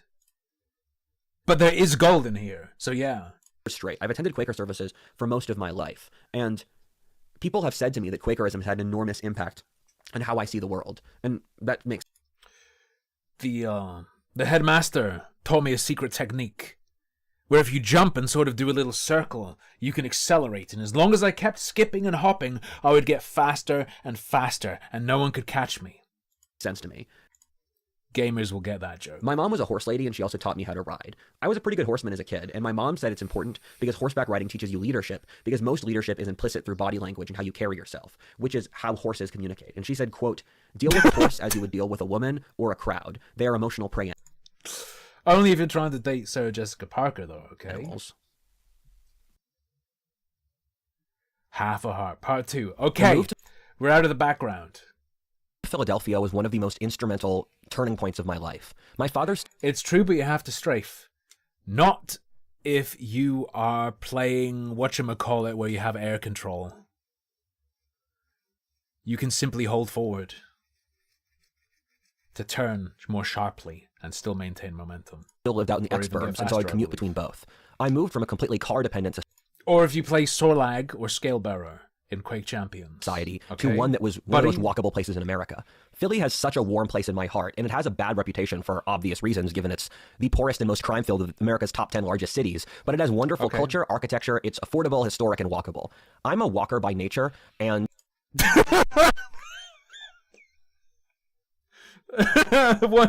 He's one of those rare humans born with 2 legs. What? Don't even. I got hiking boots for Christmas. You want to call yourself a natural walker? You don't know shit. I would walk across downtown Philly from Camden to UPenn as a way to clear my head. Because That's crazy. That's crazy. for me, walking and thinking are the same process. And No, I guarantee you they're not. I also pace. Many people pace. Many historical figures famously paced. Henry VIII, known for it. But is this not an extremely common trait that when you're thinking deeply, you want to walk around, you get restless? this was a really important period of my life. Since around age 13, I gained self-awareness about who I was as a person, where beforehand it was like I was on autopilot more so. And I had several really important breakthroughs around the time of age 13. One was that I hadn't really ever read a book until I was age 12. And then I looked at a book my dad owned, and I realized, wait, if I'm physically capable of reading a single page of this book, that means, because it's a repeated task, I could read 1,000 pages easily. Because if I can read a single... Bro, this guy is... What is he? How does his shit work? He keeps revealing that he's dumb as an absolute brick. But he can just machine gun stuff really effectively. Is he just a Rain Man kind of guy? page, I can do the task on repeat since I know how to do it. And that was The Book of Swords by Fred Saberhagen. And I have, starting at age 14, read 70 to 80,000 pages a year and around 80 books a year. And I've maintained that consistently for over a decade. And there has nearly never been a day where I have not read in the last decade. And by the time I started high school, I could draw every country and every year of human history off the top of my head. I would have events at my school where people would yell countries at me on a whiteboard, and I'd draw them, and I'd see how many I could draw in 2 minutes. And I started this channel on my 13th birthday, where I stopped playing video games when I became a teenager, and I got into alternate history as my hobby. And I would spend a lot of time on alternate history forums, where I just didn't think they were that good, if I'm honest. The alternate history community is kind of amateur, because it's probably lots of people like me who are in a certain developmental stage of their lives. And so I thought I could make better alternate histories. I had nothing better to do. I hated school. And so I tried to make an alternate history wiki account, and that was too difficult with the account process they have. So I started making an alternate history YouTube channel, and I was really inspired by the book series Time Riders, which is a young adult sci-fi alternate history series. And Cody from Alternate History Hub was my biggest inspiration, and I wanted to make a channel like Alternate History Hub I'm as a not teenager. familiar. And for the first 7 years, I made alternate history content. You can scroll through the old channel. It's stuff like, what if the South won the Civil War? What if the dinosaurs never went extinct? And keep in mind, for the first 5 years of my channel, I had less than 500 subscribers total. I literally bought the microphone I used for the channel with money I made from the channel 5 years in. You can tell that because the mic quality sucked. It was a meme for commenters on my channel for the longest time. And Okay, I was okay. obsessed with this. I would literally... We're on 1.5 times. really work on Christmas to avoid my family and just making content for the channel. And I read 40 books on alternate history when I was a teenager because I was bored and it was my thing. And I think people have commented upon alternate history's effect on my current philosophic views because alternate history assesses the world in a probabilistic manner based on causation. And that's instrumental in my worldview. I think alternate history, my dad's background in banking analysis, and strategy video games are three really important influences in how I think, which look at basically causation and strategic decision making. When I moved from Chester County to Philly, I moved from a majority conservative area to a very left-wing area. I went from a society that seems pretty close to John Hughes. You're saying probabilistic. Or The Simpsons stereotypical America from decades ago, which I just assumed was how America was. In Philly, our elite are WASPs, and so I assumed that... I would suggest your assessment of the probabilities being accurate is more important than just forming a system that seems to work. That was the ruling class structure across America, and that America was still the way it was in the 20th century. And I was so shocked to see the World Economic Forum types, because I just didn't... Maybe the video games really did shape him.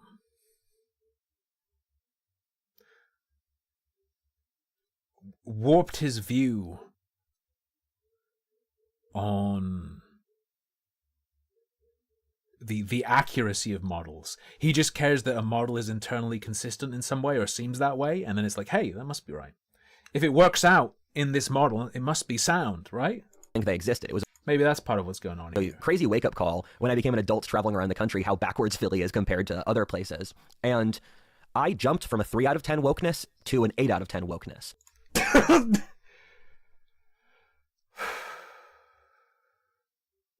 Good line. I spent like an hour in Philadelphia, maybe 2. Just in the airport. I just sat at a store, or walked around the store listening to Pat Metheny. The small private Christian high school I went to had become what was by all accounts a leftist seminary. I hated that ideology ever since I first saw it. Teachers would openly say in class that there were too many white men in science and academia, and I was forced to go through what amounts to constant humiliation rituals in school as a white male. I read 1984 as a teenager and knew that the ideology I saw in school was the exact same ideology as that dominated 1984. I was a centrist until I was in college, but I started watching Sargon of Akkad, who was moving me rightward and who introduced me to conservatism. I vowed to fight back against an ideology. Carl, you did this! This is your son! Come and claim him! Come and take him! That would push this. I just wanted revenge against the left, if I'm honest. Things got pretty bad in high school. The year after I graduated, they turned the entire humanities curriculum into leftist-based. This included race and science in the Roman Empire, as well as not... They turned it into leftist-based.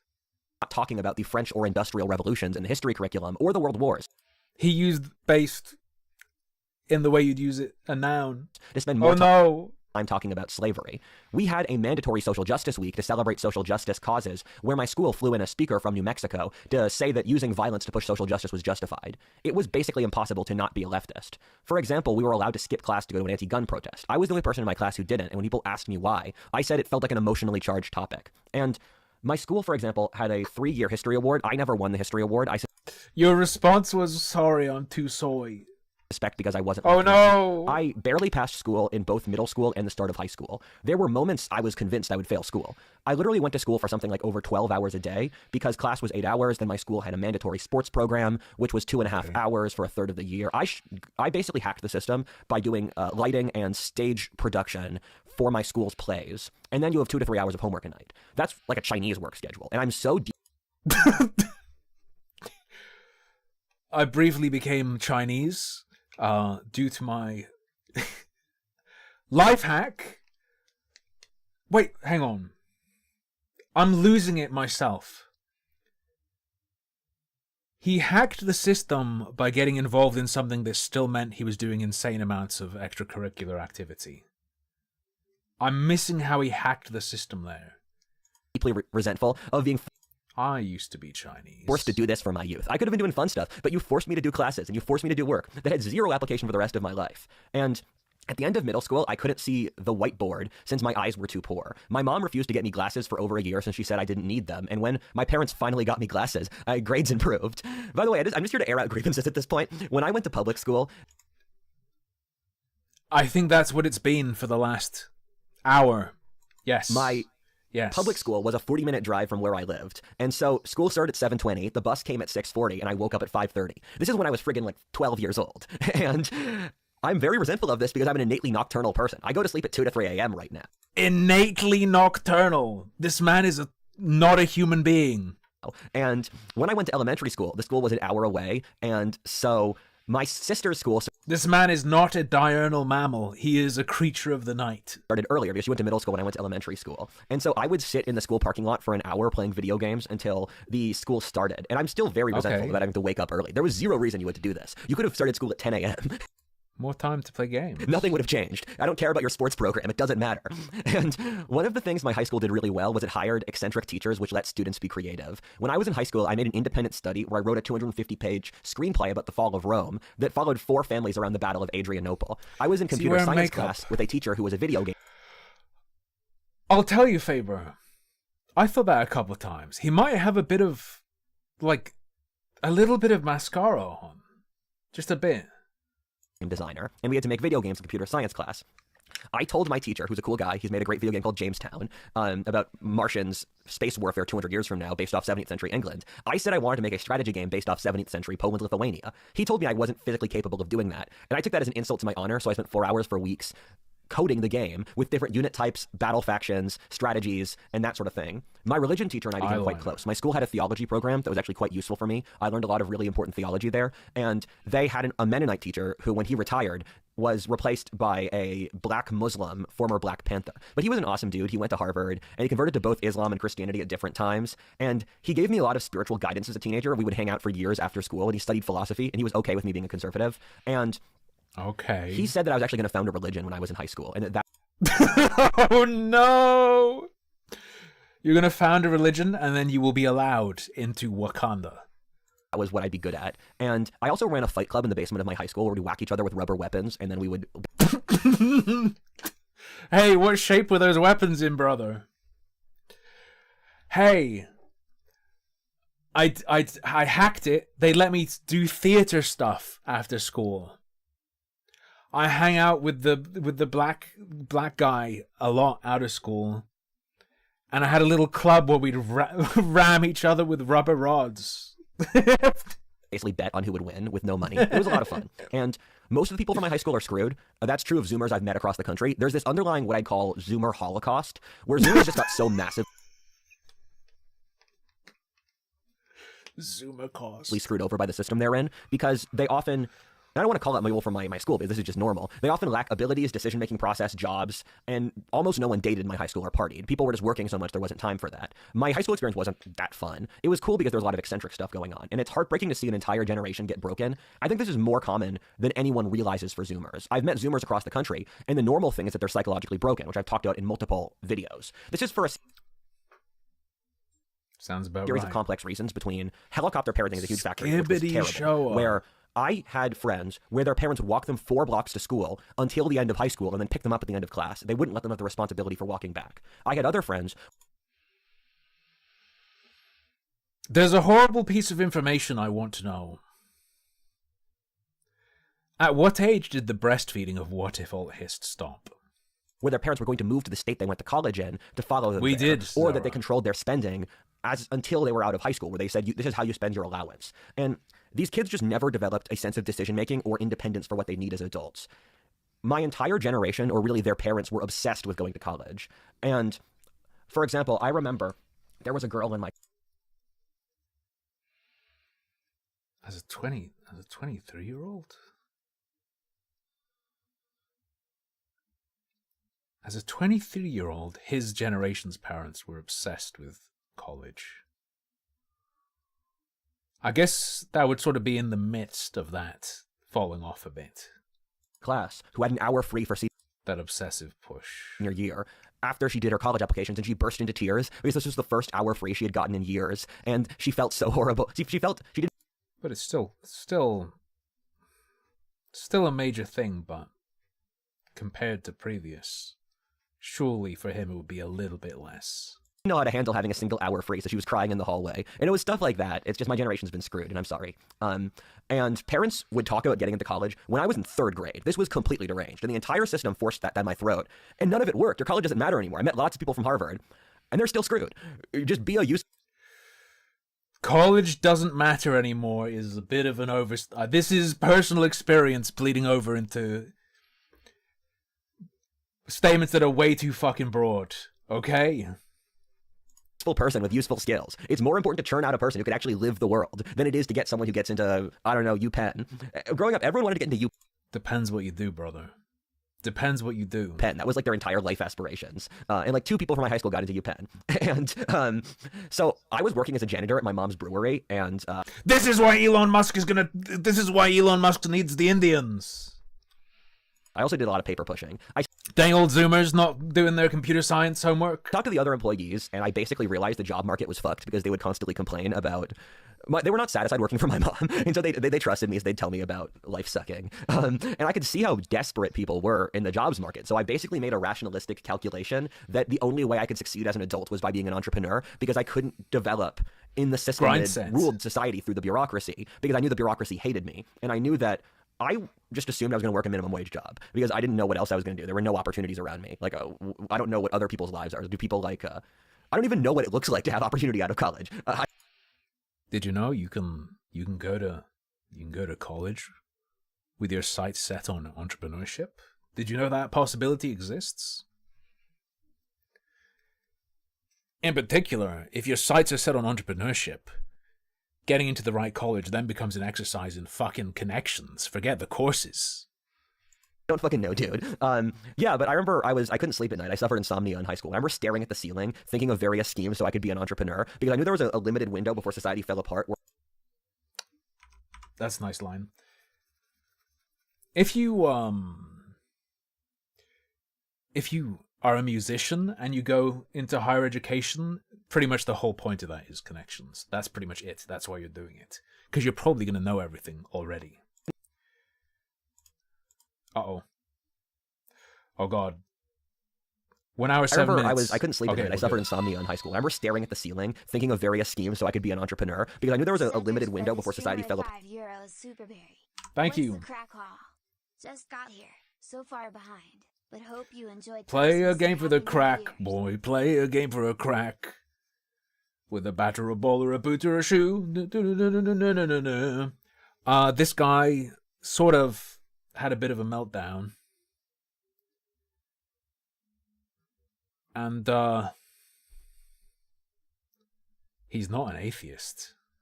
He is very much not an atheist. This guy thinks he's communing with the divine. A scheme so I could be an entrepreneur, because I knew there was a limited window before society fell apart where I had to become a successful entrepreneur in that limited window. So I had crippling anxiety about how do I become a successful CEO before society falls apart. Is that asking to suffer? That feels like, hey, I need to get in a position where I have lots to lose before it's guaranteed I'll lose it. Because in high school, I sensed in my gut that the world order would collapse because I had stabbing pains in my gut when I was 16. And Look, I've had gut pain too. And it's pretty bad, but I haven't gone that far. Imagine the city of Philly getting shelled and destroyed. And so I sensed it on an energetic level, which is why I studied geopolitics. And I read 10 books on China when I was in high school because I thought the great threat to America would be China. So I studied China really deeply. And I was obsessed with China. He's very much... He talks about life like it's RuneScape. He went through 10 books. How much XP is that? What are the books? Defeating America and becoming our geopolitical... My mom read 100 of these books. My dad read 200 of these books. I read 5 of these and 6 of these books. And... defeating us geopolitically. And over time, I'm very thankful to realize that China's got as many issues as America. And their birth rate especially. So I'm going to just throw in some stories from high school that don't really fit together but are fun anyway. So let's go. I want to honor my school's math teacher, Herb Kern. What the fuck am I doing? Like, it's too late now to stop. I have a feeling we're not going to do the other videos. By the way, this video is 2 hours, 40 minutes. I believe there's another, 7.5 hours across multiple other videos. Who is an awesome dude. I'm going to call it already, though. This was not a stunt. This guy was into this and thought it was real shit. Not really shit, but the real stuff, the good stuff. And I just like shouting this stuff out. He was really nice to everyone in the class. He's a moral person. He was one of the people who was nice to me when I was suicidal when I was a teenager. And I just like shouting people like this out because there's good people in the world and you have to respect them and honor them. And it's nice when you see a good person who's respected by the community they're in, because those are the kinds of people that power human history. My school had a gender studies class, which I took senior year. This is how left-wing we were. And gender studies the teacher was pretty cool as well, where she was like this 30-year-old Irish-American lady, and her attitude was, I don't care what you say as long as you position it in a rationalistic argument. So the gender studies class was fun, where I learned all this leftist social constructionist propaganda, but she was happy to have me argue the point back to the class, because she said me arguing against the point forced the class to get their arguments better. And so for my final essay for it, I wrote about why I thought we shouldn't have gender relativity, and she gave me a 99%. I got a 99% in my gender studies class. My best friend was a Chinese American guy from Shandong. And my school system was they took in about a third of our class were Chinese students from abroad, which were going to American school so that they could go to an American high school, so an American college could process them as we know that they have this level of quality. Because it's very important, because otherwise American colleges cannot assess the level of a Chinese high school. So what my school did was they took in out a third Chinese. To be fair, Whaler, at least he didn't say everyone clapped. Kids. My school was mostly gay and Chinese people. And which one were you? I can't tell right now with the way your eyes are. Then they charged the Americans 80% less of the ticket fee by using the Chinese to subsidize them. But my Chinese friend and I, we would get drunk a lot, and he had a bunch of different sub-businesses. He was from a wealthy family in China, and we kind of bonded over our innate entrepreneurial sense. And so he had a deal with Chinatown, right? Did he give you a good deal too? Just for you. Special deal just for you, white boy. I'd go hang out and I'd drink and I'd eat in Chinatown in Philly, which is a great place. Here you go, Guaylo. This bowl of noodles will only cost you $10. And he would translate for Chinese businesses as his job. So he'd go to Chinatown and then he'd talk to the Chinese store owners and he'd do their American paperwork. And in exchange for that, there was a liquor store where they let us buy alcohol underaged for 1/3 the ticket price. And we would get, they didn't speak English, so Four Loko is what we drink, which I'd never drink that now. It tastes terrible. They'd call it Four Lock. So we would just get cans of Four Lock and then hang out at his apartment and just get plastered together. And that's what I did for senior year. And your liver is finished. Your liver is destroyed. Real talk. I figured Four Loko, and there's a UK version of Four Loko called Dragon Soup. I don't know about how much caffeine was in a Four Loko. I understand it's an alcoholic energy drink. But the alcoholic energy drinks we have here are like a full whack. Like, one of them has as much caffeine as a Monster. Like, what is it, 250 milligrams or whatever? I don't know. But it's like, it's something like 1.9 units of alcohol. So if you're going to get fucked up on it, you're having like a really dangerous amount of caffeine. Or rather, a really, really bad amount of caffeine for yourself. My friend and I, we were the ones who threw after prom, and I remember seeing everyone from my high school get blackout drunk for the first time. They started talking about relationship drama. I remember thinking at the time, I'm too polite to tell you this, but I do not care about your crush. And my Chinese friend and I, we stayed together for like a year after the channel got big, but he was kind of a... Look, Grey Vanguard says, harmful, I'm going to be real with you, dog. I don't think his liver is a primary concern for his well-being. When your liver is damaged, it releases an excess of enzymes that it shouldn't that can attack your brain. This could be liver poisoning, liver enzyme poisoning of the brain from his Four Loko blackout sesh. Dick, and he was kind of disrespectful to me, which is, I've had like 3 or 4 Chinese friends, and they all try to exploit you. That's what I consistently find. Chinese people are very short-sighted, or they're...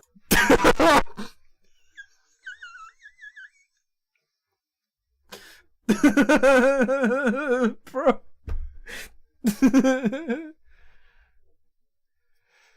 Hold up. WhatIfAltHist's brother. The Chinese friend who got you cheap alcohol and got you wasted. How did he then exploit you? I'm a bit concerned. In their relationships, they're very exploitive, especially if they're from communist China, which stripped away their culture. I have such fond memories of a bookstore called The Book Trader, which is on, I believe, 3rd and Arch Street, down by Penn's Landing. I've been there hundreds of times. It was right next to where I lived. We lived down in Old City with my mom, down by the Delaware, and I would buy, I think I bought dozens to hundreds of books from The Book Trader, because it's this used bookstore, where they have all this historic material. And so, my speciality in World War II era history stems from, when you grow up in Philly, there's a huge oversupply of history books, because it's such a historic region. And so when I was a teenager, I wanted to understand how the world worked. So I bought whatever books I could have, and I wanted to study science initially. And what I found as a teenager looking into science is that science... I didn't say I'm done. I was saying our inquiry into whether or not this was truly just a prank or a stunt is done. This was not just a stunt. I didn't say we're done watching it, though. Basically become a new priest class where you can't learn it unless you're part of the university system that tells you the science. So I studied history instead because I could get a complete history education from my school's library and from buying $4 books at the bookstore. I'd like to thank the book trader for making all of their books $5 so I could actually buy them. And my entire library of century-old books is from that place. So I'd like to thank you for that. My school would have a This is damn Oscar speech. assemblies almost every single week. So we'd have church on Wednesday and we'd have assemblies on Tuesday. And with the assemblies, I had a bet going with my friends 2 years in a row. First year, every single assembly that was about race, I get a quarter. Literally any other topic, my friend gets a quarter. I made money. Second year, trans identity and sexual identity. Every assembly on that topic, I would get a quarter. Anything else, my friend would get a quarter. I made money that year too. So they were just shoving this leftist propaganda at us all the time. And I went to a school with a member of the Doherty clan. And for those that don't know, Philly is almost a hereditary monarchy where there is a ruling the ruling family, or the electricians union, the Dohertys, they're Irish political bosses, and they control Philly's politics, and they determine who wins in the elections. One of my friends was campaigning for a candidate against the Dohertys, and it was just ridiculous because the Doherty candidate was going to win. And of the top 10 donors to the Democratic Party, the only union is the Electricians Union of Philadelphia, and the top 10 donors. The only city is the city of Philadelphia. So the Dohertys control Philly. They have thugs beat up their opponents. They hold on to power. The video is running at 1.5 times. While Philly's gone into decline due to the socialist policies they push and deindustrialization. And some of you seem to be under the impression that he is absolutely tweaking. To be fair, the video is 50% faster than base speed. Centralized government doesn't call them out because they are the top donors of the Democratic Party. But the guy I went to school with was really cool. He was a great guy, and he invited me to a lot of different events. He took a liking to me. And then he was invited me to football games. Every single football game I was supposed to go. My dad had another thing that weekend, so I couldn't go. But it's weird that I was pretty close to... I just find it strange because my life has so many different timelines, and that was a timeline where I intersected against it, and then I didn't go. You fucking what? Okay, here's the true schizo bit. Here we go. My dad had another thing that weekend, so I couldn't go. But it's weird that I was pretty close to... I just find it strange because my life has so many different timelines, and that was a timeline where I intersected against it, and then I didn't go there. All right, Dr. Strange. And another moment is I went to a music... He's talking about how, or was talking about how in his life, and why he was drawn to alt history, and why he likes strategy games, is because he can view things probabilistically on the basis of his understanding of causality. This guy thinks he can see definitively where the different timelines are running in his life because of that. He believes he has a perfect understanding of the odds of every potential outcome. And then once he's gone down one path, he can say, oh, here are the other ways that could have gone, and those are the other timelines I missed. Not as a flowery way of examining where his life could have gone, but he thinks he has like the accurate odds on it, man. Concert in, I think it's the Jay-Z concert. It's on JFK Boulevard. They block out the area around the art museum, and I went there with some friends. And indeed, the alt histories of his life. We were at a Nicki Minaj concert. I was bored. I walked around. I wanted. He doesn't view it though just as like a fun, haha, what if?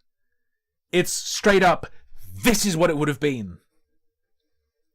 See the concert. Some people from my school saw me there. They said, you should hang out with us. And I remember being in the front because my friends were more extroverted than me, so I went up to the front, and then it was Nicki Minaj music all the time. And I thought, this is literally hell, because Nicki Minaj was screaming, ass, ass, ass, ass, ass, and I was being jostled by like white 13-year-old girls next to me, and I thought, I was having sensory overload. I thought, this is legitimately hell. And I just want to highlight this, where there was a moment after, so it was senior year, it was April of senior year, and I had just finished all my college applications, and it was a Monday night, and I was partying with my Chinese friend, and I was drunk, and I was getting on a train from Jefferson Street Station to go out to my dad's house in the suburbs. I remember sitting at the train line. No, this would have to be 15th Street Station, not Jefferson Station. I remember looking out over the city, and Philadelphia was so stunningly beautiful. It was this beautiful line of lights stretching in every direction, and I could see all the old architecture. And Philly is such a beautiful city all over the floor. The most important city, or the second most important city for most of American history. And I thought, thank you so much, God, for giving us this world. Thank you for this beautiful moment that I will hold on to. Thank you, God. Thank you for Philadelphia. Out over the city, past midnight, waiting for the train, because I will hold on to this moment forever, God, so thank you. Speaking of Chinese guys, there was another very interesting... It's so good. It's so good. Who went to my high school. And I see him in some ways as a Chinese equivalent to me, where he... The dimensions merged. His alternate timeline Chinese self crossed over and met him. Was from Szechuan, and he was in America. And he was just insane. We were the same age, or he was a year or two older than me, but he could speak over 10 insane, you say? He really is the Chinese version of you. languages. I once cleaned out his apartment because he's a traveler. He lived in Europe, he lived in China, he lived in so many different places. So he travels around the world, learns languages, he learns knowledge. And when I once cleaned out his apartment when he was leaving, when he was moving out after to go to college. And wait, who am I looking at? It scrolled. Smoking Salmon. I've seen some Tyler Oliveira. I presume leftists do not like Oliveira very much. I have not seen commentary on him, but he is very much someone I presume leftoids hate. I took over 100 books from his place, because his place, the entire room, was just books. He had a mattress. The mattress... I watched his Polish border video. I think it's quite clear where his sympathies lie. Didn't even have sheets. He slept on that. He had books under the bed. He had so many books that it was literally the entire room. And he would constantly berate and insult people, and he would talk about how naive Americans were. Where one time in class he said that his grandpa was black and cooked friggin' fried chicken, and then people actually believed it because they're that naive. Or I once took him home for Thanksgiving because he didn't have any family in America, and he told my cousins that they ate deep fried panda in China. At the same time, though, if he's my Chinese parallel, he's a sociopath. He was a legitimately bad person, and he was rude to everyone. He was abrasive, and all my Chinese friends have tried to screw me over at some point. And secondarily, he had no interest in underlying depth, where he was just constantly learning stuff to look oppressive, to look impressive to basically get laid. But it was trying too hard and too direct. And so he just learned different topics. He had 1,000 books, and he read little bits of them, but he was unable to gain knowledge. He just kept waffling around. He had difficulty keeping friends and that stuff because he was going through this peripheral, very direct experience of life. The difference is my eyes are fully open. I can read the whole of the page. He's only reading a third of the page each time. And I think there's something deeply archetypal about his story, where it's very high intelligence, very interest, but the lack of the actual motivation to do stuff, and the sense of cynical, nihilistic disaffection from your environment. I nearly forgot to throw this in, but I was part of my... How many layers deep are we in the nest of interjections? This is an interjection to an interjection to an interjection to an interjection, right? My school's Quiz Bowl team. And Quiz Bowl's like Jeopardy, but with a team sport. And my school kind of drafted me into this. I didn't have that much interest in. And then the first time I went to Quiz Bowl, for one of the games, I was the best new player. So my class kind of drafted me into doing this. Main character again. So, you know, at my school, we had this game. It was called Quidditch. And my uncle got me the fastest broom, but it was cursed. And I had to catch the golden snitch. And I did it. And everyone clapped. But I didn't like Quiz Bowl that much, but then the social pressure was there. And we performed nationally. We would go in a bunch of different... we'd spend Saturday days doing Quiz Bowl. I really wish I didn't do Quiz Bowl, if I'm honest. The other guys on my team were assholes, too, because they kept trying to get me to study for Quiz Bowl. And because there's these... True. You had to take time off his fight club. That's why he's upset about this. You go through and you do them. And I said, I just learn information. I learn what I find useful. It happens to be good for Quiz Bowl. That's not my intention. I derive no positional advantage for studying for Quiz Bowl, which made the other guys in my team really resentful against me. I scored one of the top 10 best players in the country at one point, though. That was fun. Oh, no, sorry, best 10 players in the state. I apologize, difference. My life has so many subplots that I forget subplots to the main story, and then I forget subplots which are part of those subplots. Literal main character syndrome. Jesus. Plots in turn. So, when I was doing Quiz Bowl, I formed a cult around the god Crom. I did this because I was bored before a match, and I started praying to Crom so that we could crush our enemies, the other team. And then it worked. We kept praying to Crom. Damn, sounds like you weren't into it. Sounds like you really weren't into it, right? Kept praying to Prom, We kept praying to Crom, and we kept winning. And then I formed a religious cult in the Quiz Bowl team where I had like a hat, and we had an idol that we would worship. It was fun. And Crom I got it from the Conan the Barbarian story, where the Sumerians are Proto-Celts in the Conan books. The Conan books are super fun. You should read them. They were written by Robert E. Howard, a native Texan. And so Crom is the Irish version of Odin, and he is a fertility god, and he's also a god of magic and wizardry, and he's considered a good god. Crom is also the god behind Halloween. And then we started losing a few games, and the coach of our team, the guy who had appointed himself leader of our Quiz Bowl team, he said we had to stop worshiping Crom because it wasn't increasing engagement. That story is in the territory of, yes, he is pulling a prank. But I'm still very much convinced that he's not pulling a prank. He's just that delusional. Meet Shogun fed the streamer a $10 super berry. I'm convinced this guy's a real warlock and this video is a soul trap. Every time you might want to quit or skip ahead, he says something insane to keep you watching. Out of guilt for sucking away people's lives, he privated them. But I found his phylactery. My mother was born in Canada and is a Canadian citizen. Okay. My family Who on my asked? mom's side have been Americans since the Mayflower. And the reason she was born in Canada is because her parents were dodging the draft during the Vietnam War. And my mom saw getting me and my sister up to Canada as a way to get legal independence from my father. So she kept on forcing me to do it. And she kept on forcibly trying to get me and my sister to move to Canada multiple times as a legal way to control us. And my sister sided with all of this. She became basically a puppet for my mom. My mom would bribe me and my sister when I was 10 to leave my father. And she said she'd give us more Christmas presents. And I told her no. And my sister said yes. So my sister stopped seeing my dad when I was like... You don't have that entrepreneurial fire. If you really did, you would have negotiated. You would have asked, all right, how many more? From what base point? Double it. Double it and I'd come to Canada. Age 10 or 11. And I remember my dad, my sister and I were supposed to go on vacation to Austria. And then my sister just didn't come on the vacation. So my dad and I didn't go to Austria. And my sister just said she refused to see my dad. And this was a big court issue. And this really broke my dad's heart because he loved my sister. And my sister believes all the conspiracy theories my mom said, that my dad is bands of thugs and he has malice and whatever, that crap. And my sister just did what my mom told her for the rest of my life. She moved up to Canada with her. She got a job in For the rest of my life? environmental science, which is my mom's obsession, was improving agriculture. And she became a lesbian because my mom would say growing up, marriage is slavery and a woman shouldn't get She became a lesbian because married. of No, my pay Valda mom. did not get married. I think Damn. if marriage is slavery, you made quite a lot of money being a slave, and your conditions are pretty good. And my mom would get us to spend summers in Canada, and I hated them since she abused me so much. She was in a constant psychological psyop, where she would constantly say that I was going to move to Canada and I was going to live there, and the courts would side with her. She would just psyop me 12 hours a day. It was ridiculous.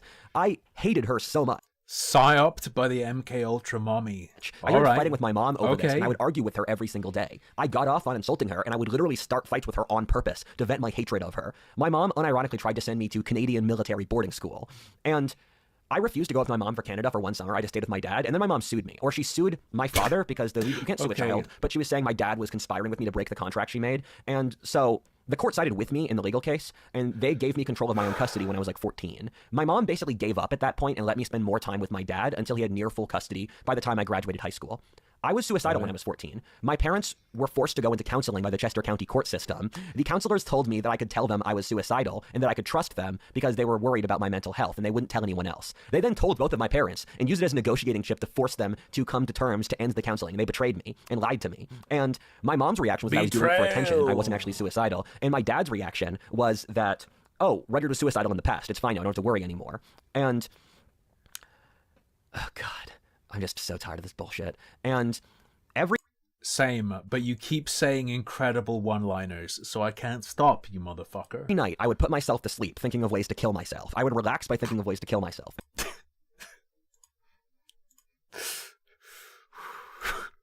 Every night I would hang myself to sleep. What did I just say? What did I just say? I had a 5-step plan, starting out cutting my arm to feel like my life energy, and then I would jump off the Delaware Bridge, the bridge between New Jersey and Pennsylvania, to a icy death to die in the Delaware. That was how I wanted to go out. And I have an ability to feel the world in my body. This is how I run this channel. I can feel you. I can feel my audience. I can feel people I talk to. I've been watching True Blood as well. I can feel different Alright, Suki. Suki, you need to stop feeling your YouTube viewers. societies in history. I can feel all of your emotions in my body. I have this ability. It's a curse, actually, because you have terrible emotions. You're all super depressed. Society's falling apart. But when I was a teenager, I realized that everyone was miserable. As an empath, he is like a burnt-out hippie whore. That is what he is. And the current system wasn't working. I could feel on a psychic level that the system was breaking down around me, the global order and everything I knew would fall apart. And I predicted the global order would collapse in the next few years. I thought it would be nuclear war at the time, or like a major global war. And this is what got me into studying geopolitics, which I really got into around age 16. I would go into crime-ridden ghettos like Camden and North Philly to see if I would die. I could sense the enormous...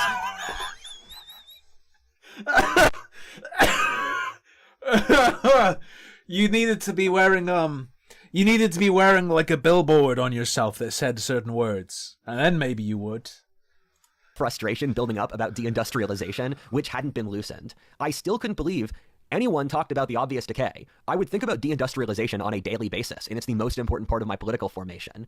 I just assumed it killed any chances I had for success. I never thought it'd amount to anything in high school, and I assumed I'd be working a minimum wage job. I knew something like Trump would happen, and I didn't know what it would be, but I knew that deindustrialization was big enough. The elites completely betrayed us, and the Rust Belt's got a population more than Germany, edging up against 100 million people. And 100 million people got screwed over by deindustrialization. And the thing is, the media would never talk about it. And Never? growing up, I was shocked my entire area got screwed over. And no one talked about it either in where I lived or in the media. We're that much of sheep. And when I see I need this guy to do a video about, like, Rotherham. I need him to do a video about the North. The British steel industry. He'd love that. He'd love that a lot. All these fucking depressing places. industrialization, I saw a civilization in decline. And I assumed the West was dying. And I projected Pennsylvania onto the entire Western world, where I just thought the West was dying. And I would pray to God, very frequently, God, if you let me save my people, I will do literally anything for you. I know my people are dying. And if you can do anything where I can help them, I will serve you until my last dying breath. Let my people go! And I would modulate my... Oh, I didn't finish that segment. Yeah, so I would walk around Penn's Landing. Penn's Landing is this area where you see New Jersey. It's the Delaware River. The Delaware is a huge river. The Delaware is wider across than the Rhine, the Nile, and the Mississippi. Or the Mississippi gets slightly bigger, but the Delaware is a friggin' huge river. And I would look at the USS New Jersey. I'd look at the industrial decay, because this used to be the biggest shipbuilding... I think it was the biggest shipbuilding center in the world at some point. Sorry, guys. This is... Candid. I gotta leave the alarm in so I'm identifiable. So...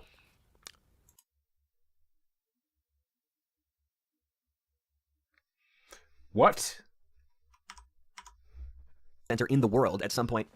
Sorry, guys. This is Candid. I gotta leave the alarm in so I'm identifiable. I gotta leave the alarm in so I'm identifiable. So, yeah, Penn's Landing, huge former shipyard across the river in Camden, and it's all of these old factories and shipbuilding centers. And am I retarded? I don't know. I saw 2 ships pass. I walked at Penn's Landing nearly every single day. I was with my mom in Philly. 2 ships passed. Biggest shipbuilding center in the world. It's fucking dying. Camden, New Jersey is apocalyptic. I'd walk across the river. I'd look at Camden. There's fucking barbed wire everywhere. And you can't... Camden used to be one of the wealthiest cities in the world. It's where Walt Whitman's from. And I remember... There's barbed wire where I am. It's not the nicest place in the world, but it's not apocalyptic, okay? Just looking around thinking... Socialism's what killed Philly. I walked across the river to Camden. Camden's as bad as things can get. Camden's like a city in South Africa. It's one of the most violent cities in America. And Philly is this tiny edge of civilization, because half of Philly is habitable for white people, and the other half is just, you'll die if you go there. There was a time where I had to bike through a few blocks of bad neighborhood in West Philly. I was really, really scared something extremely TOS was about to because I was biking from my dad's house out in Chester County to Philly, and my sister and my mother called me crying because I was going to bike in this 2-block dangerous area, and I didn't block through there. And then I didn't bike through there. And then my mom said afterwards, "I don't believe you. No one believes that you changed your route." And I thought, okay, Mom, I have literally no incentive to work with you because you're going to punish me even if I make the correct decision. And the Rust Belt was so ridiculously obvious growing up in Philly, where Philly has a smaller population today than it did in 1950. And Philly was one of the wealthiest cities in the world a century ago, and now it's the poorest and most crime-ridden of America's top 10 cities. And going around Philly, the decay is so obvious. It's rotted out industrial buildings. Nothing new gets built in Philly. It's abject decline. And it's so obvious. This is where America started. And I lived a few blocks from Independence Hall, where I would, in the place where the Constitution is, so I'd walk past it on a daily basis when we'd walk the dogs. Philly's surprisingly cheap, so you can live a few blocks from Independence Hall and have like a middle-class life. This is what makes Philly so great. Yo, I gotta throw this story. I'm losing it. This was the most all over the place section In as an example for just how it's another interjection. Are we 6 layers deep? Philly is. When I walked to school, and I'd walk to school, it was like 10 blocks. Hey, this absolute insane shithole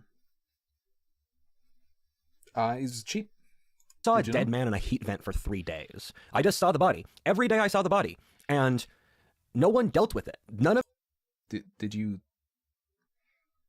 try? the cops cleaned up the body. I just saw a fucking dead body when I commuted to school. It's kind of like when I was in Chester County, report it? when I would take the bus, and every single day on the bus route there was a deer corpse, and I just saw the deer corpse decompose for a month, and every single day as a kid I would look at the deer corpse and That's just think fine. about it gradually getting its life eaten away. It was pretty formative for me. No, its life was gone a long time ago. It's not. It's a corpse. Its life isn't getting eaten away. It's already dead, brother. So I'd modulate my emotional state through assessing my emotions on any given day, and I'd have an emotional diary. And my emotional diary that I'd keep in high school was actually a big turning point for me, because I'm pretty sure I saw a dead person last year.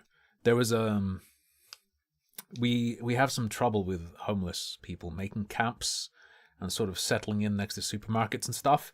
And there was a guy on a mattress just not moving, which is not uncommon, you know, when you sleep.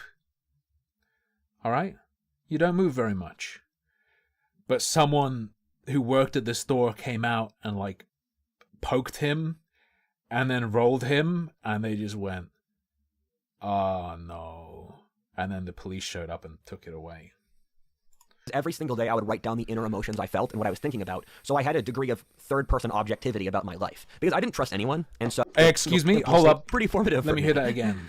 So I'd modulate my emotional state through assessing my emotions on any given day, and I'd have an emotional diary. And my emotional diary that I'd keep in high school was actually a big turning point for me, because every single day I would write down the inner emotions I felt and what I was thinking about, so I had a degree of third-person objectivity about my life. Because I didn't trust anyone, and so...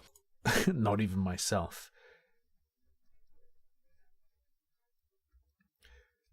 I'm trying to put my finger on what could be going on here and why he views it like this. Do you think this guy dissociates and doesn't understand what's going on? I could only rely on myself. I remember I once looked at a Lego. Does he have that sense of self-observation, or being outside of himself or separate from himself? And he's mistaking that from being able to be an objective observer of himself? And I thought, this Lego is the only person that understands me. I was like 11 when I did that. That's so sad. But I added up all the days, and at least half of the days of my life to 2/3, something really bad would happen. I would either fail a test, my mom would force me to do tango dancing with her as a 12-year-old boy with adult women, or I would get sick. Every single day something bad didn't happen. I would thank God for it. I would tabulate, did something bad happen today? If something bad didn't happen, I would say, thank you, God. At least nothing actively bad happening is good. And then if something bad happened, I would scorn Christ. And I remember it was a cold winter's day, and I was suicidal that winter. I was 14, and I took a test. I was so cut off from my own emotions. I took a test, do you have anxiety? And then the test told me you have crippling 9 out of 10 anxiety. And my dad's new girlfriend would abuse me. Jennifer Jensen is an administrator at Lehigh College, and she would insult me at the dinner table. She told me when I was 15 that I was too immature to succeed. Almost every time we talked, she would insult me. I was 15, administrator at... My dad's new girlfriend would abuse me. Jennifer Jensen is an administrator at Lehigh College. Now, here we go. We already had the parents named. If they're real people and this is all fake and it's a stunt, and he doesn't believe this and he was doing this as a stunt, he's evil. If that is a real person, if that is not a made-up name of someone who was never in that position, if that is a real individual, even if this is fake and a stunt and all made up, this is fucked. And she would insult me at the dinner table. She told me when I was 15 that I was too immature to succeed. Almost every time we talked, she would insult me. She said I wasn't ready to go to college and that I reminded her of the stupid, immature lacrosse players she worked with. And one time, my dad, Jennifer, and I went hiking, and then there was a change in schedule. Jennifer got angry at the change in schedule, and so she recommended a course of action that would be really inconvenient for me. And she started, so I told Jennifer, and then there was, and one time, my dad, Jennifer, and I went hiking. Players she worked, I wasn't ready to succeed. Almost every time we talked, she would insult me. Don't put it in the fucking... Thank you for the link, but don't... Trey, Trey, no. Don't post it in the chat. But I will check this.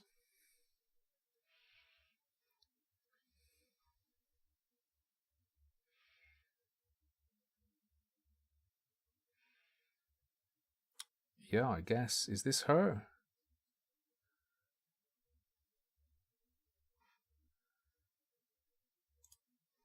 She said I wasn't ready to go to college and that I reminded her of the stupid, immature lacrosse players she worked with.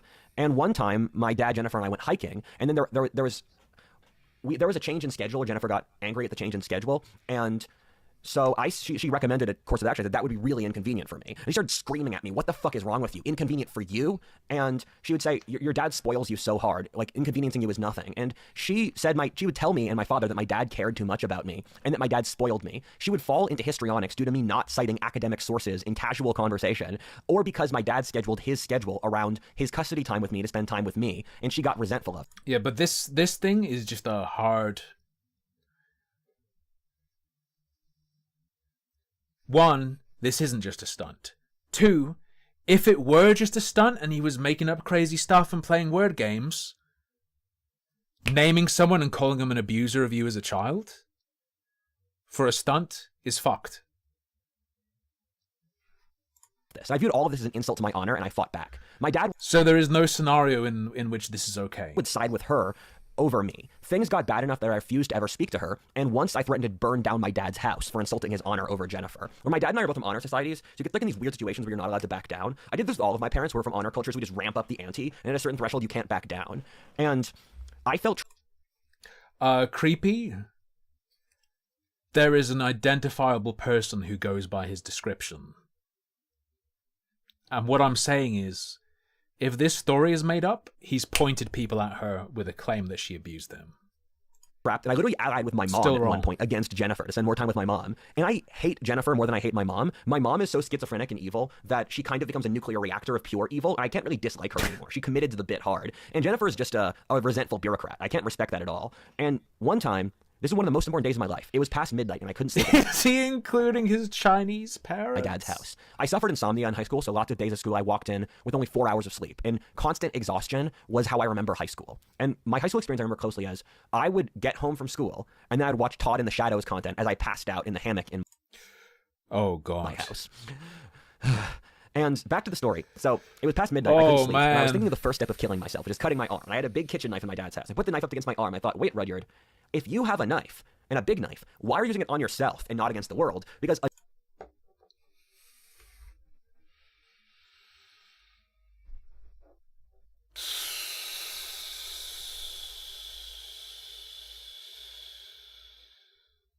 knife is a knife. And then I realized the only thing that matters in life is honor. And that if I lived a terrible life, everything's outside of my control, I'm constantly screwed over. If I lived with honor, my life would be worth living. And that is the day I turned myself around and I decided not to kill myself. And I see this one day as the... Brother, I'm going to suggest that your statement about, hey, why would I use this on myself and not other people, remains unresolved. This is why you wouldn't use it on yourself. We need that whole, can't I just use it against other people bit resolved. What are you... turning point of my life that allowed me to reach where I am now, because in so many timelines, I kill myself as a teenager. And I'm so grateful...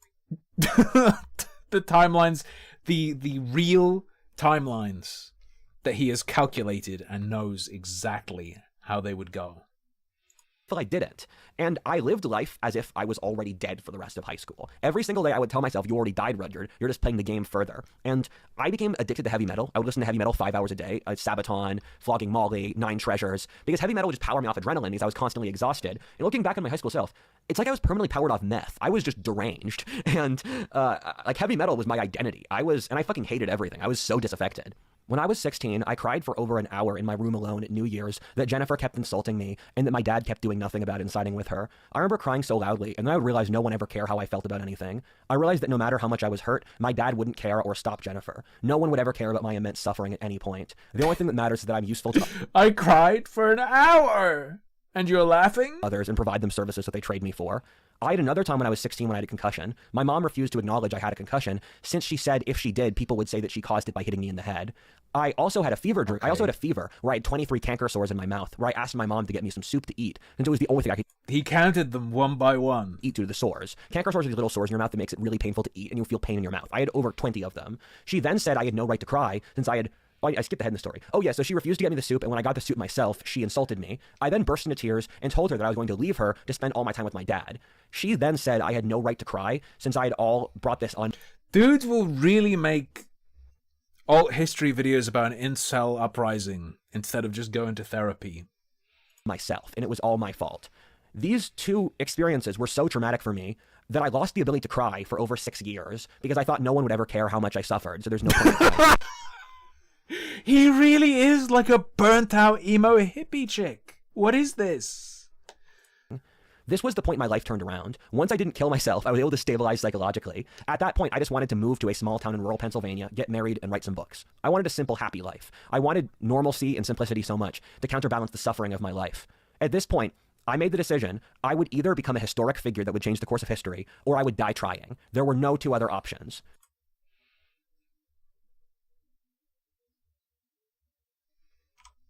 The course of history, or I would die trying. There were no two other options.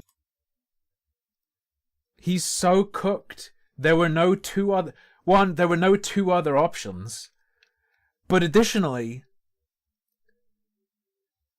all he's actually said here is, I'm going to try to be a historical figure.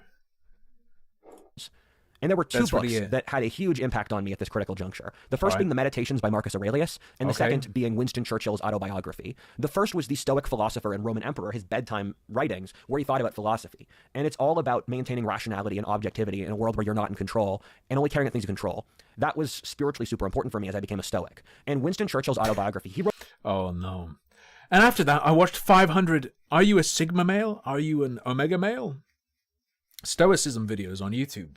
When he was 24, which is my age, to reflect on his youth. And I saw all the great things he did, where he was a hero in the Boer War, in Cuban War, in Afghanistan. Hot take, his problem is that he's the illegitimate child of Tim Curry. I don't see it. And he was a great man, where he wrote all these... He was a historian, and like me, he nearly failed out of high school. He was not popular or cool in high school, and then he changed things around as a young man to be epic. And when I look at these great men, I thought, I find these... I want to be Eben, like Churchill. I want to be Eben. People identifiable. I can understand who they are. And I can see what made them great because they made a decision to be great. And I can study the underlying subcomponents and then model it myself because if anyone can do something, I can figure out how they did it by studying their work. And I don't understand when people say things and they don't realize there's the wisdom of thousands of years. Your ancestors are here to help you. They wrote lots of really, really smart books that are smarter than anything you'll ever write. You should study your ancestors in their wisdom to be better. And I had this great question in this part of my life. I could see other young people, and I didn't find them identifiable at all. The things they worried about didn't even register to me as options. I never thought of the drama they did, or was obsessed with dating or any of that. I was single-mindedly obsessed with my own honor and my intellectual studies. While you were out partying, I studied the blade. I just did a bit of, worshipping Crom. I realized I only had half of the emotions other kids around me had. I knew I wasn't a sociopath, but I was pretty worried I felt so few emotions. I would just walk around Philly feeling numb, and I wonder, why do I feel so numb and angry all the time? The only emotions I could identify... Okay, let's see it.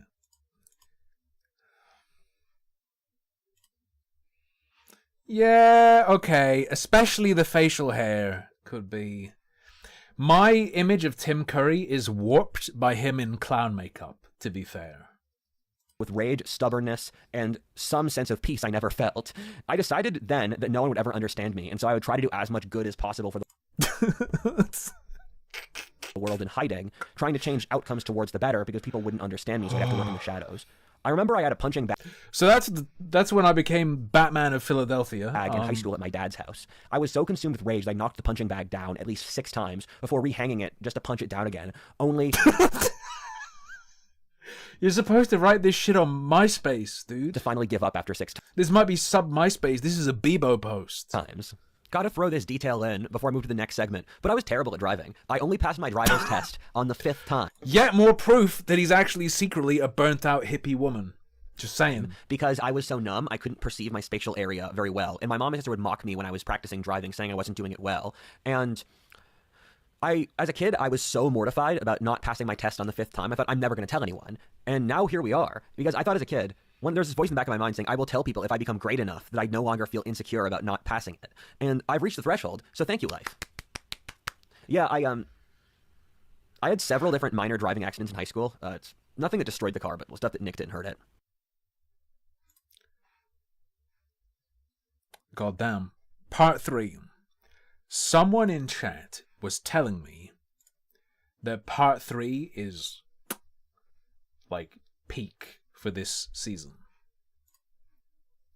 Yes, we are only at part 3.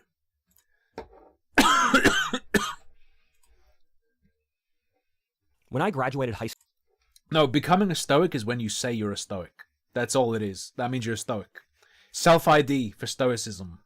And turned 18, I felt so liberated. The day I turned 18, I wallowed in the shower for 2 hours in joy that I was finally legally free from my parents. I immediately started hiking the Appalachian Trail, which was what I always wanted to do after school ended. I didn't actually want to go to college, so I went on a gap year to forestall it. I was so excited to go on my gap year, since I hated society so much and I wanted to avoid the system. I remember my grandma said she wished I planned more for the Appalachian Trail, and that she was worried that I'd get hurt, and I said, the reason I'm hiking the trail is because of bullshit like this. And I thought to myself, I need to walk an extra 200 miles to prove her wrong. I had only ever camped twice before. And I would walk 200 more.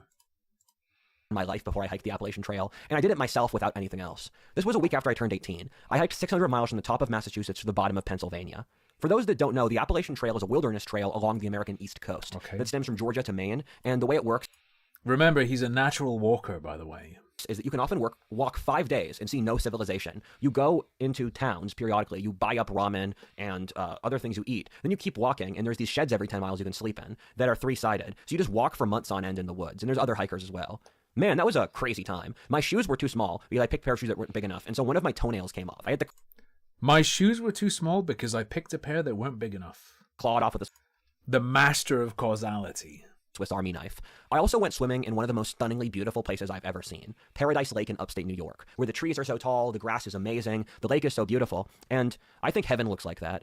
I caught a leech when I was skinny dipping in the water in my hand, and I had to burn the leech off with my stove, because if you pull the leech off, it sinks its teeth in, so I had to use fire. And apparently I was in Massachusetts the trail at the same time as a serial killer, which is one of the few times... This is proper, like, crack whore rambling. You ever heard a skaghead just rambling on the street? It's that's this. ever happened in the Appalachian Trail in its whole history. The Appalachian Trail is super safe. It's way safer than America in general as a society. And one time I refused to sleep in a shed with someone else because I didn't like talking to other people. And then I got stuck in a tropical storm for 12 hours. And it was so hard to carry the water, get the water out of my bag. And that really humbled me. I also spent a night with a cult leader in upstate New York where I was sleeping under a bridge, and the bridge was great because it had cell service, it had a water source, it was near civilization, and then people kept walking across the bridge, and they had no idea the Appalachian Trail was there or why a guy was sleeping there. The first group of people who walked by were teenage girls who said that... He decided at 15 that he would make history and change the world by performing the first week-long filibuster. Gossiped on the He's got that Randian spirit. bridge. The second group were these UPenn students who looked at me and they thought I was homeless, and they woke me up at 6 a.m. to mock me, and then I impressed them as a hiker, and at the end one of their friends called them and I impressed them. They wanted to mock me, but then I impressed them. They learned to respect God that night. and he said, "Hey, don't bother me, I'm talking to my man the hiker." Where they said, "Hey, where do you get water?" And I pointed at the river, and they said, "How do you shower?" I said, "I don't." And they said, "Why are you doing this?" And I said, "I don't know, I don't have anything better to do." Third group was this nice Vietnamese lady, and she's part of a cult called the Moonies, and she invited me to stay at her place for 2 nights, and she had pictures of these cult leaders all over her house, and she moved out to that area to be nearer to her cult center. She was very nice, though, and when I crossed the bridge from New Jersey to Pennsylvania, I was sleeping in the basement of a Presbyterian church. And one of the best parts of the trail is people in rural America are so stunningly kind. It's just unbelievable. Like, I'm so grateful to these people. And they'll do so much stuff for you. They'll leave out water on the trail. They'll let you sleep in their houses. They'll let you sleep in the basement of their church. Place your bets. Is he going to call back to the Chinese? They'll offer you food. And I was going up in Stroudsburg, Pennsylvania, up in the Poconos, which is an area I love. And I was climbing up a mountain in the thunderstorm. I put my pack down for a second, walked away, and then a 10-foot branch came in at exactly the angle that would snap my neck. And I had just stepped out of the way, where if it didn't, it would have easily killed me by cutting my New head off. timeline. And I try to be thankful to God that I lived, and I've returned to there 3 or 4 times to give little offerings to that land, to thank it for not killing me, because I am grateful. And I made it to Because southern I am Pennsylvania, grateful. and by that point, I was just tired of the trail. I mean, the thing is, I went to the trail to learn life lessons, and I learned those life lessons in 600 miles, not 2,000 miles. And there's only so many lessons a bunch of fucking woods can teach you. And I was in Fair. a lot of physical pain. You know what? My foot's Fair. easy example so good before. The skin on my back was literally peeling off due to my pack. And I lost 20 pounds in less than a 2-month period. I caught giardia because I was drinking unfiltered spring water, because a hiker custom Nice. is that if it comes out of a spring from the rock, you don't have to filter it. And I got it wrong because it was the river that was kind of above ground, kind of below ground. So I caught giardia, which is an intestinal disease caused by deer shit. And my dad had to pick me up outside Carlisle, Pennsylvania. And I was sick for 3 weeks at his house. For some of the life lessons the Appalachian Trail taught me, one is that you don't actually know who you are until you've been in a dangerous existential life situation. Like, there were times I hiked out into the Appalachian Trail. Is he going to come back to the serial killer? Is he going to come back to the branch? And I got lost. And it's literally dozens to hundreds of miles to the nearest civilization. And I finally made it back to the trail. But in that moment of getting lost and thinking I might actually die, your life gets so real. Same thing as well with, there were long periods where I just had no water and I went to bed. Maybe he needs to pick up, like, I don't know, snowboarding. Maybe what he needs is adrenaline junkie activities. Really thirsty. You don't know who you are until you're lost in the woods really thirsty. We've gotten way too complacent. Secondly, on the Appalachian Trail, I learned that masculinity is performance. It's not the ability to brag. Where I'd hike these difficult mountains, and I think, the manly thing to do is hike the fucking mountain, not brag about hiking the mountain. I have to actually hike the mountain. And the trail convinced me that I was a man, and it gave me a degree of objectivity from the rest of my life.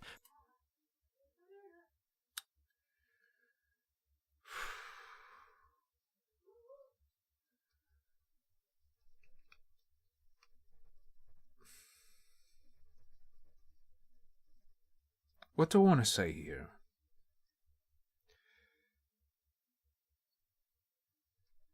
I would suggest there are ways to get something of a more objective perspective on elements of your life. Having an intense emotional experience that results in you believing you have a more objective perspective is probably just a more extreme manifestation of having a colored view of yourself. Because my life is quite Like, it got less objective, I would suggest. overwhelming, and being out in the woods by myself made me realize that, first of all, people were objectively very mean to me in my childhood, and I had every right to be resentful for that. Like, his diary keeping is probably a lot better than this. And secondarily, that society and the constant alarms and the schedules and the morass of constant enumerating and constantly thinking is making us miserable. Because when I was out in the mountains, I felt happy, and I felt this sense of profound peace and ability to go with the flow that I didn't feel in my previous life. My previous life felt fake, and the Appalachian Trail felt real, in that it felt like I was touching the spirit of the world, that there was this beautiful, almost Lord... Dwayne. Devil's advocate, okay? What if he's retarded and thought he was on the trail, but it was just somewhere else? the Rings-like place that exists as a parallel dimension on this earth, and we've blocked ourselves off from it. We've purposely blocked ourselves off from the fantasy and mystery of the world, which I could feel on the Appalachian Trail, and that was a conscious decision we had made as a society. I went to China that summer as well, and this was a China? Why would you do that? He's gonna go meet his alternate timeline very family. formative trip for me, because I thought a lot about China as a high schooler because I worried they'd displace America, and I had many Chinese friends. Did I see Jake Weddle's ex admit she would do a Great Dane on Rao stream? I mean, to be fair, that's a step up from Jake Weddle, so... And you can't convince me that country's not industrial Mordor. I've been to like 20 different countries in the world, and China is the one that scares me the most. And I could pick up on the vibes, that's my thing. And I felt so sorry for the Chinese, because I like Chinese civilization. I collect Chinese watercolor paintings as one of my hobbies. Chinese cuisine's one of my... I like Chinese civilization. Shame about the people. favorite cuisines. I've read thousands of pages on Chinese history. I love Chinese food. Shame about the people. There's a beautiful core to that civilization, but then communism's done terrible things to it, and I couldn't get the worst vibes. The Chinese were once elves, but then communism turned them into orcs. Seeing China, because all the trains ran on time. It was massive. You drive for hours with skyscrapers in every single direction, and it goes on longer than you could ever possibly imagine, the industrial scale of things. My girlfriend has been to China for work. She does not speak highly of the country. But I also knew this was a fundamentally evil society. There's cameras everywhere. I could sense the totalitarianism and the misery in the air. It looked like the Chinese were just overworked. I have indeed watched a bunch of Serpensa. Is he still out of China? Did he stay out? And forced to live in a soulless society based around greed. And I feel sorry for them. But going to China was a turning point in my life, and the air is completely polluted and disgusting. Because I looked at it. And as far as this guy's scammer, they're all trying to exploit you comment, she relayed to me, and I believe this was her direct experience, of a guide, someone who was acting as a guide for her and her coworkers, I believe, was heckled by the other Chinese people for helping them and not scamming them. I thought, I need to avoid that. And there were cameras everywhere. Whenever you went into a hotel, you had to get your fingerprints, they checked your passport, and they got your eyes. It's a totalitarian state, and we're not far from it. It was around late August or early August, I finished the Appalachian Trail. And I had the rest of my gap year where I had to figure out what else to do. And I decided to do a language program in France and to do... She might hear me saying this and show up in the chat to confirm or deny. ...a archaeology program in Peru for the rest of my gap year. And I was super pumped to do that. I was in Montpellier in the south of France for 3 months, and I loved being there. I went to a really good language school and picked up a lot of French in that time period. They use a really excellent teaching system where you have to have conversational understanding in order to learn the language. It fits with my empathy thesis later. Confirm. And I had to walk through a Maghrebi neighborhood every single day on my commute to the school, and I was pickpocketed there. I got into a fist fight, which I won. I was slapped in the face twice, and I was also served rotten food. When I was in France, the Yellow Vest protest was in full swing, and they blocked off the downtown of Montpellier. It wasn't rotten, it was just traditional, okay? Periodically knocking out windows, and I went on a date with a girl while there was a literal explosion a block away. The air felt very tense in France at the time. I read the book The Great Wave about secular cycles when I was sick there for a 3-week period. I was just in my bed. And that book is what convinced me to move from alternate history content to anthropology and geopolitics. And this was a really important period of my life for intellectual development on a holistic basis. My read on France is that it's a wonderful country. It's like... My girlfriend has also been to France. I believe the first thing she said to me was that everything smells like piss. Intellectual development on a holistic basis, by the way. Looking at a painting where every single detail is done perfectly. The French have spent thousands of years turning their land into one of those beautiful gardens in the world. And the French understand how to enjoy life. At the same time, I'm so glad my ancestors left Europe, where I would not want to live in Europe now, because I just go completely crazy at the just lack of social mobility and lack of activity. They're so complacent over there, and they just hate excellence and greatness, and they're nihilistic. After France, I went to Peru for a month. I had planned to go there for 3 months, though. I was working on a Wari site. The Wari were a civilization about 1,500 years ago up in the Andes by Cusco called Pictiliacta, and I worked at the Inca site Sacsayhuaman. Get your jokes out now, which was the Inca holy site. And My girlfriend is a bit of a dog hater, but it's because of the noisy ones. She is a bit of a dog racist, okay? Oh, she's only killed a few though. All right.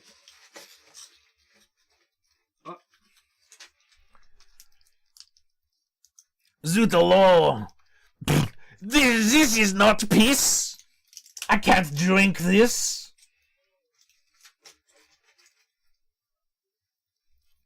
I was working with an Irish archaeologist there who ended up there in a crazy story. We would categorize Wari artifacts.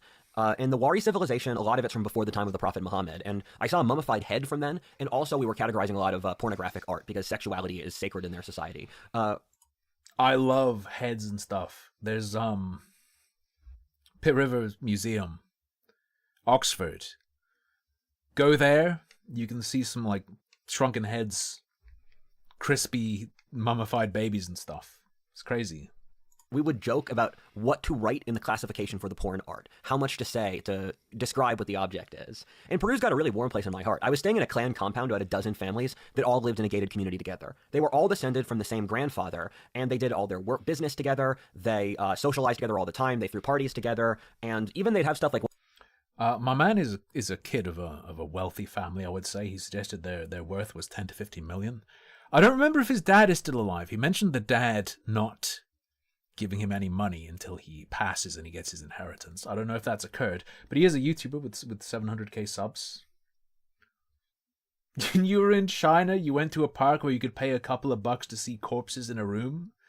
Is that an official attraction, or was it just a couple of kids trying to exploit their parents' recent death? Like, what do you mean? One of them would have a puppy, and then they'd share the puppies among all of their family members. And I could tell that it made them happy, but that would drive me crazy. I can't, I don't want to spend that much time with my family. I'm sorry. I feel beyond mortified that I nearly forgot this, but this is such a good story. When I was in Peru, I ran into my childhood best friend from Chad's Ford. His last name is Gerstenschlager, which is the most obnoxiously German name that has ever existed. And, his name. I met my old friend,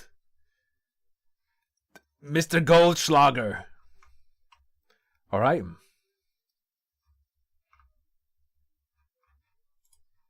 I was part of this like business for 18-year-olds from the West who could go to developing countries and do certain projects. It's become like a class thing now, if I'm being perfectly honest. And so, have you seen some of the videos from China? It's literally not my problem, the country.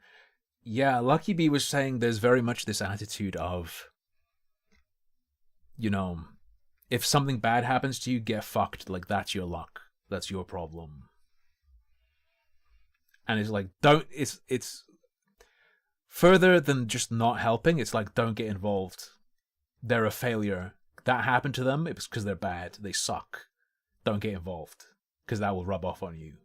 Oh, at least that's how I remember her explaining it. She can correct me if she cares to. He was part of their program for like helping children there. It was part of this program to go in the third world and help people. It's a fun, good thing. Or no, I'm not going to overthink that. There's probably third world politics I'm forgetting, but that's not useful for you. And his roommate was this German dude who was super cool. There were all these really cool Europeans there, some attractive Scandinavian young women. I had fun when I was there. It was cool. So the virus, the famous global pandemic from 4 years ago, was hitting after I was in Peru for about a month. Oh, the and I had a virus! friend, the one who...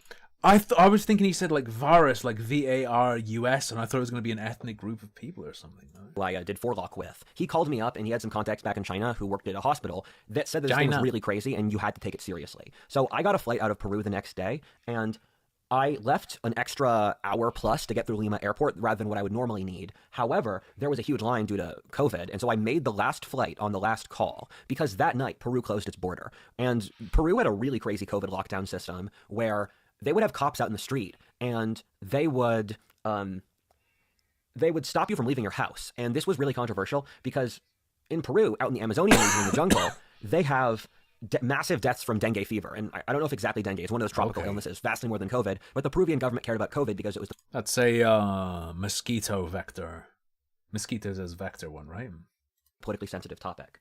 And so, yeah, I got out of Peru on the last call for the last flight. And I had friends in Peru who were stuck there for months until their European governments got them out. Or am I caught incorrect? COVID in Miami airport, and I was sick for 6 weeks. I've had COVID like 3 times in my life, and this time was the only one that was really bad. And I was coughing up phlegm for, again, over a month. My dad kept me in my room so I wouldn't get him sick. Man, COVID was brutal. I remember counting days until lockdown was over, and I had a Chinese friend who was stuck in America for complex reasons, so my dad and I took care of him for a few months until he could get a flight back to China. I think COVID was a real point of social trauma that we haven't actually healed from as a society. Damn, really? think we don't really know what happened with COVID or how it relates to our lives. And so it bubbles up under the surface as resentment because we never psychologically processed it. And I see COVID as the tipping point where things really went to hell, where before then, and Trump before then, there was more plausible deniability that we were in an okay society. And then after COVID, I thought there was going to be a recovery that there wasn't, and things went straight downhill. And I think especially for women, it's the period of just psychological collapse. I think psychologically we never recovered. And I was stuck at home during COVID. Is he woke? Global pandemic, women most affected? Jesus, dude, watch out, you dang old commie. This was a real turning point for the channel. I was just stuck at home with bored out of my mind and physically incapacitated. And I knew that this was an opportunity I'd never get again with a lot of free time. And so I started working on my channel full time. Yep. I worked really hard every single day of the week. And I remember it being really hard to maintain focus since I was Real talk. If you're any kind of online entertainer or content creator, the lockdowns were pretty baller. They kind of ruled. My circumstances, life circumstances, fucking sucked. But in terms of doing stuff online, that was a gold rush couple of years. in physical pain, but I worked because I needed something else to do to not go completely crazy. I kept trying to make alternate history videos, but past a certain point, I realized that I had basically completely saturated the market. I was working with timelines like, what if the cotton gin was never invented? Or what if the Shimabara revolt actually worked? That summer of 2020 is when I made the shift to the anthropology, history, and geopolitics content that I make now. Being stuck Oh, he says he hated his school and that it was all gender studies shit at home and during whatnot. COVID was one of the most important periods of my intellectual development, in which I read possibly a majority of the top 10 most important books of my life. I had nothing else to do.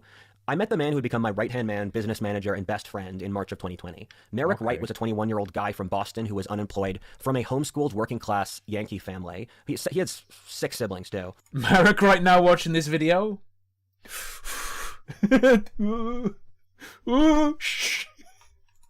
He emailed me saying that he wanted to make maps for me, and I looked at his maps, told him no, but I said, you make maps of my videos, and this was alternate history time period, better than the maps I have. We should start talking to each other. And so we started talking every week for at least a year, where we became pretty close friends. And I told him he was a loser who should turn his life around, and I realized that he had incredible innate talent, and no one else had, because he's from a working class background and never went to college. And he got a job at that point working at Dunkin' Donuts, then he worked as a gardener. Then I started hiring him for various Why are you dropping this guy's life story? tasks. It started out just managing my email, then it began managing my business contracts, then my other business. Then I use him video editing. I use him for a sub-variety of different tasks. He's very intelligent and does a great job. And within a month of meeting me, he actually met the girl who would later become his future wife. And Merrick has recently moved to Texas, where I'm at, from Boston. And it's crazy that there's lots of people like Merrick. There's lots of very smart people from working class backgrounds who basically get shoved aside by the system because they're obsessed with college applications. And now he works for me full time, and I could never ask for a better friend and a better lieutenant. It's been a great ride, Merrick. I went to college for a semester as a freshman in Bates, a liberal arts school in Maine, an hour north of Portland up in the woods. And the brief time I spent in college was kind of lame, if I'm honest, due to the enormous COVID regulations they had. The school was even more woke than my high school, which is kind of hard to believe. They were trying to make critical race theory a part of the curriculum that was just mandatory for you to pass the class. And at that point, Bad news. If they're trying to make it explicitly part of it, it's already been baked in other ways. my channel really took off It's already being practiced, brother. because I made a lot of successful geopolitics videos. So when I was stuck at home with Peru, after Peru, I had 666. I had 66,600 subscribers. I was stuck at that for a year. We need to get this guy's hands on some critlib stuff. critical librarianship stuff. We need to convince him that the reason he's read the books he has is because all of his sources of books were infiltrated by people who are like critlib cultists, and they shaped what was available so that he would pick those books, which is what they do. And really just mind rape him into thinking he's a woke puppet. I think that would be good. The Appalachian Trail really slowed me down, and then I was at 200,000, and 130,000 was when I hit a real tipping point with my channel where I could live off the income.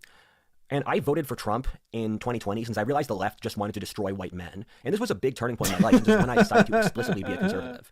It's funny that being a conservative is such an important part of my identity now, but it's a relatively recent thing. And I started to really I have bad news about Trump, brother. Trust the left with the Summer of Love or the post-George Floyd protests.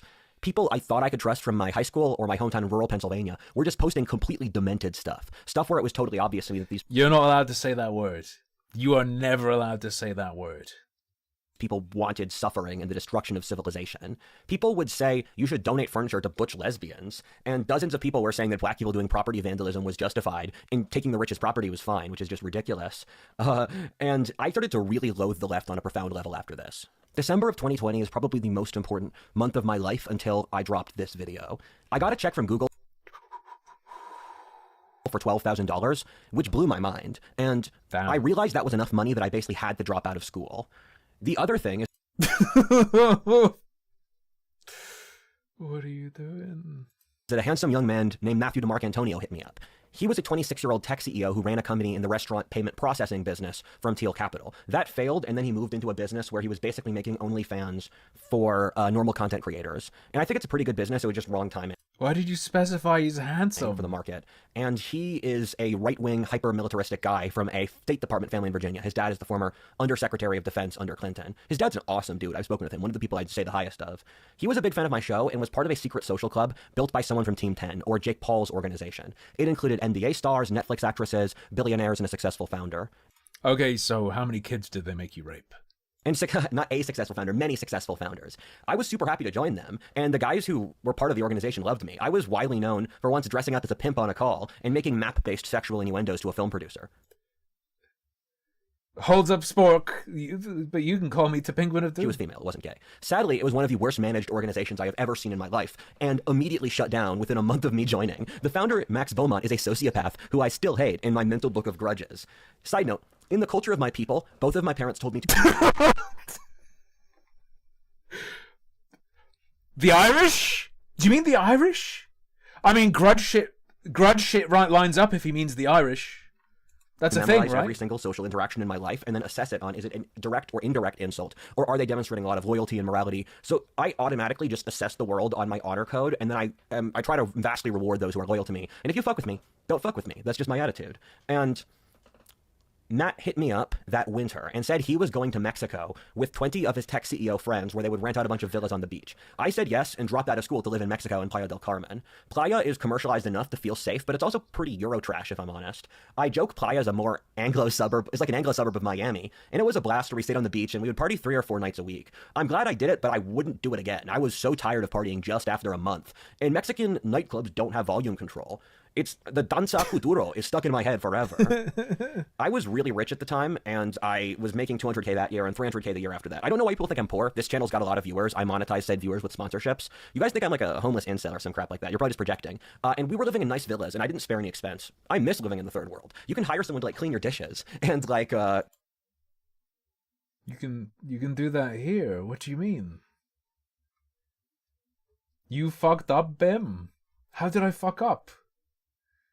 What do you mean?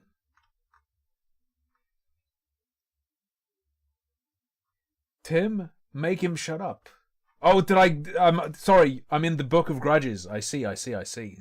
Give you weekly massages. It's so nice. And Matt...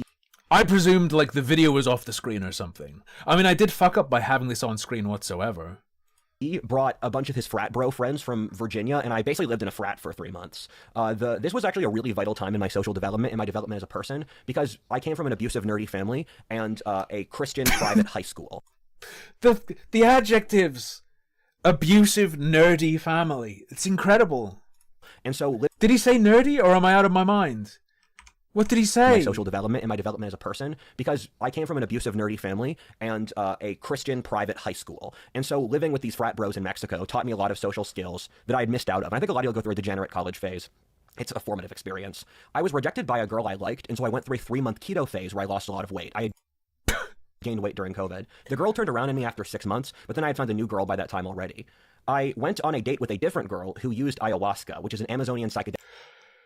Here we go. I think this might be the most important part of the 10 hours.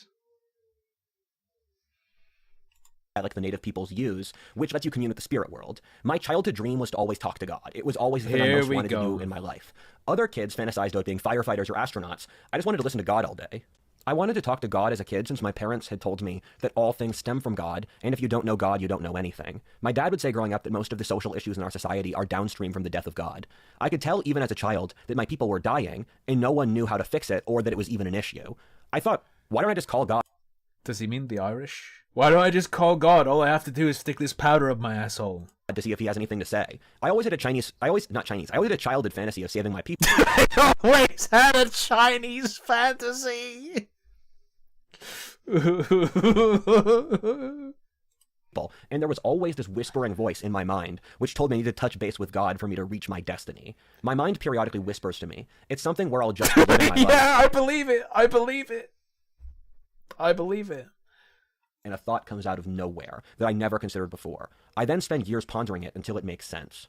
Some things my mind has whispered to me include, you need to talk to God. Another, once you understand consciousness, you understand everything. Third, time is an illusion. Fourth, everything around you is mutable and can be broken with your mind. Then, there is a master key to all things. Once you take the master key, you control reality itself. And finally, my mind whispers to me, it's dangerous to go alone, take this. My brain just feeds me this stuff without my consent. I don't know, man.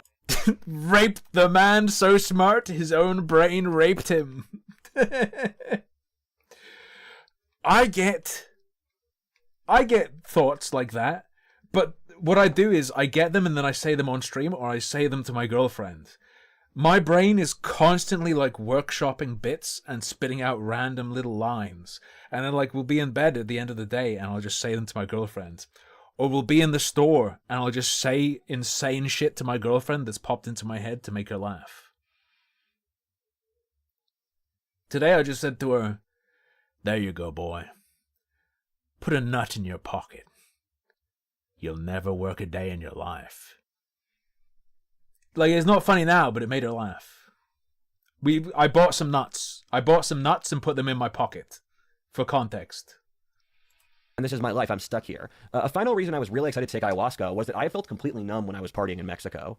Hold up. I don't know, man. This is my life. I'm stuck here. A final reason I was really excited to take ayahuasca was that I felt completely numb when I was partying in Mexico. I remember it was my... Phone stuff is candid. So I remember it was my birthday and I was at a water park. I just felt nothing. I remember even being in the water and feeling no emotion on the slide. I remember one time I was walking on the beach outside. I'm such a hardcore stoic. I don't really feel anything. One time I was at a water park on a slide. Cool as a cucumber. Calling my dad, telling him I felt nothing. I just felt complete emptiness. It reminded me of college in France, times where I should have objectively been happy, but I just felt inner pain. Both times I remember thinking, my life is objectively good now. I thought Tim broke Candid up. I didn't do shit to Candid. They got sold off to Uber. The ex-CEO ended up at Amazon and is now buddies with Elon Musk. And is now, hyping up skilled Indian labor coming into the country to work on AI and do some demented shit to you with it. Like she tried to do. Woohoo! Woohoo! But I feel miserable. I felt like there was an elephant inside of me. That locked inside my own mind was something I really needed to know, but I didn't. Then I needed to find out what that thing... Forget the elephant in the room. I need to unlock and address the elephant in my mind. ...was in order to move to the next stage of my life. I had no idea what it was, but I felt its absence. I felt so exhausted all the time. Like a horse forced to run all day. I couldn't rest. It was a feeling I could have for as long as I could remember. Like back in high school, when I remember experiencing less than half the emotions I saw other teenagers have. There was a girl... How did he know they were having those emotions, though? What if you're, like, reverse autistic, where you feel emotions and sense social things that aren't there? You're so perceptive that you actually experience things other people don't. went on a few dates with for there's a girl I went on dates with for a few months. I loved her more than I could ever imagine, since she's what I thought I wanted as a checklist for a woman. She went to Harvard, she was beautiful, was anti-woke, really smart, and other stuff. We would get drunk walking around New York with a flask of vodka in our backpack. It didn't work out for Perfect woman, day drinker. for a variety of reasons, and she was trying to manipulate me for social advancement. She once criticized me, calling our friend crying, that I didn't convince her to stay overnight at our place, where she drove 2 hours to stay at my place at nighttime, and then I made a move on her, and she said I wasn't interested. I said, okay, and then she left, and then she called my friend crying, saying he didn't make me stay, and moving past her was really difficult. Yeah, the Harvard graduate woman using you for social advancement. And it was a big part of my development because it involved throwing away my concept for what I thought I wanted out of life. And I had this sort of romantic sense that I wanted a peaceful, stable, happy life. And I really didn't want that. That's lame. I want to go hard. And I don't want to base my identity off romantic relationships with women. That sounds lame. I have to stand alone as a man, and I need to stand alone before God. And I didn't know what I wanted in life before. And I projecting traits onto others that you wish you have is not romantic. It's weak. When I thought about how I loved her, I realized my brain wasn't really on my side because my evolutionary circuits weren't wired. Where my evolutionary circuits weren't wired. You just have no, what is it, white matter? I have no white matter. She was the kind of person I thought I wanted, but she was crazy. However, I realized I got off on arguing with her. In that, I enjoyed blowing off steam and getting into fights. I realized this was an issue I'd have to fix to live a happy romantic life. I knew something was off with my romantic senses that I had to fix. Is this a 10-hour set of videos in which he comes out as gay? Do anything to break through the other side. I literally did the psychic equivalent of dropping 7 thermonuclear bombs on myself. It's so good. This is the shit you would read in someone's journal thread on Gaia Online. I did the psychic equivalent of dropping 7 thermonuclear bombs on myself. I almost George Bushed that. Jesus. Is really no joke, guys. I'm so happy it exists. It's like touching the edge of the sun. But ayahuasca is to LSD or mushrooms what a house cat is to a tiger. It was made by the Amazonian peoples 1,000 years ago because their shamans knew that there would come a great empire to the west. Yeah, they synthesized it. That would have a sickness of materialism and greed, which ayahuasca would have to clean out. Of course, as I've said dozens of times before, I do not... Does my man think we need a psychedelic? Let's invent it. What? Support illegal things, and thus please only use ayahuasca in South American countries it's legal in. Also, please use an Amazonian shaman like I did. The shaman is a trained professional where this is what they do. You really, really need one. If you don't use a shaman and bad things happen, it's your fault. I thought people were joking. He really did get one shot by ayahuasca. This is straight up. You can't convince me otherwise. This happened, and this is what happened. This is just what it is. No, this is what we're seeing. This is it. This bit. You'll probably be fine either way, and nothing too bad will happen. However, this is playing with a thermonuclear bomb. Even if you have a bad trip, it'll help you grow because you're probably a pussy anyway. I was able to reach the spirit world, and I did it through purely ethical and responsible use of drugs. Oh, brother. Oh, man, you got diddled. You got... Oh, man. Hola, ¿cómo estás? I hope you can see that I'm wearing the Tree of Life t-shirt I have for this video. So, I don't even know where to begin explaining what I saw. I took ayahuasca and all I got was schizophrenia and this shitty shirt. On ayahuasca. I saw so much of the spirit world, I could make a 2-hour video just from it. I had the most insane trip of anyone I've ever heard of. I took 7 rounds split apart by a 3-month period. The recommended dosage is 3 in a row with a shaman at a facility catered to this. We were in a beautiful location with running water in a garden inside a cave with adobe huts built into the rock. The way it works is that you basically take these shots. Imagine if instead of the adobe material, he was talking about like... there was a flat screen where you could play with Adobe Photoshop. Like vodka, and it's this filthy chocolate dirt liquid. Then it gets stuck in your body for 6 to 12 hours. Psychedelics hit me twice as hard as anyone I've ever met. Probably genetic reasons. And your trip will likely not be as... Yeah, it's called a predilection towards schizophrenia. Crazy as mine. I spent something like 70 hours in the spirit world at least. I have 800 contacts in my phone, and... I've taken down over 800 confirmed ghosts. I have spoken to God and the devil more than 90% of people in my phone. I have hours, and keep in mind I have a photographic memory. I have hours of recorded discussion in my mind with multiple spiritual forces, whether God, the devil, Mother Nature, time, the anima, etc. So I have a relatively good knowledge of the spirit world, and they've explained to me multi-hour philosophic discussions about the underlying nature of reality. I'm going to talk about things that I saw thematically rather than in order. It's all really a jumble. The spirit world is innately incredibly deceptive, and everything is everything and yet nothing, and yet other things and yet themselves at all times. It both makes sense and is a retarded jumble. And that's just the paradoxical nature of reality. What I've heard is that if you have an incorrect theory of the What if I were to suggest your brain is absolutely just a fried egg right now, and that's why things look that way? world, 100% of reality is deceptive. And if you have a correct view of the world, reality is innately 20% deceptive. Unless you're wrong. You're often wrong, and always wrong in certain ways. The spirit world operates off technicalities, and it operates off hidden clauses where you look at the Constitution, our founders created all these different systems. My man is describing the Feywilds. This is Dungeons and Dragons, bro. To protect the different kinds of government, and tyranny always comes to the technicalities of things the founders never thought about. The way psychedelics work neurologically is that your brain has certain subconscious wirings that you naturally form over the course of your life. Inside Out, the Pixar movie, covers this in a really great way. And the mind operates like a radio tower in which certain species... Sounds like you're describing neuroplasticity. Through a biological basis, or even different civilizations, wire the subconsciouses of people in a certain way on a biological level. An easy example of this is if you look at anthropological studies of Westerners and Easterners, when you ask them to prioritize certain things in a story or a painting, they'll pick different details because they perceive reality differently. And keep in mind how enormous reality is. It's infinitely large, and thus it's impossible to perceive everything. Thus we create certain filters for how we perceive reality. These are partly genetically wired and also cultural, which is why...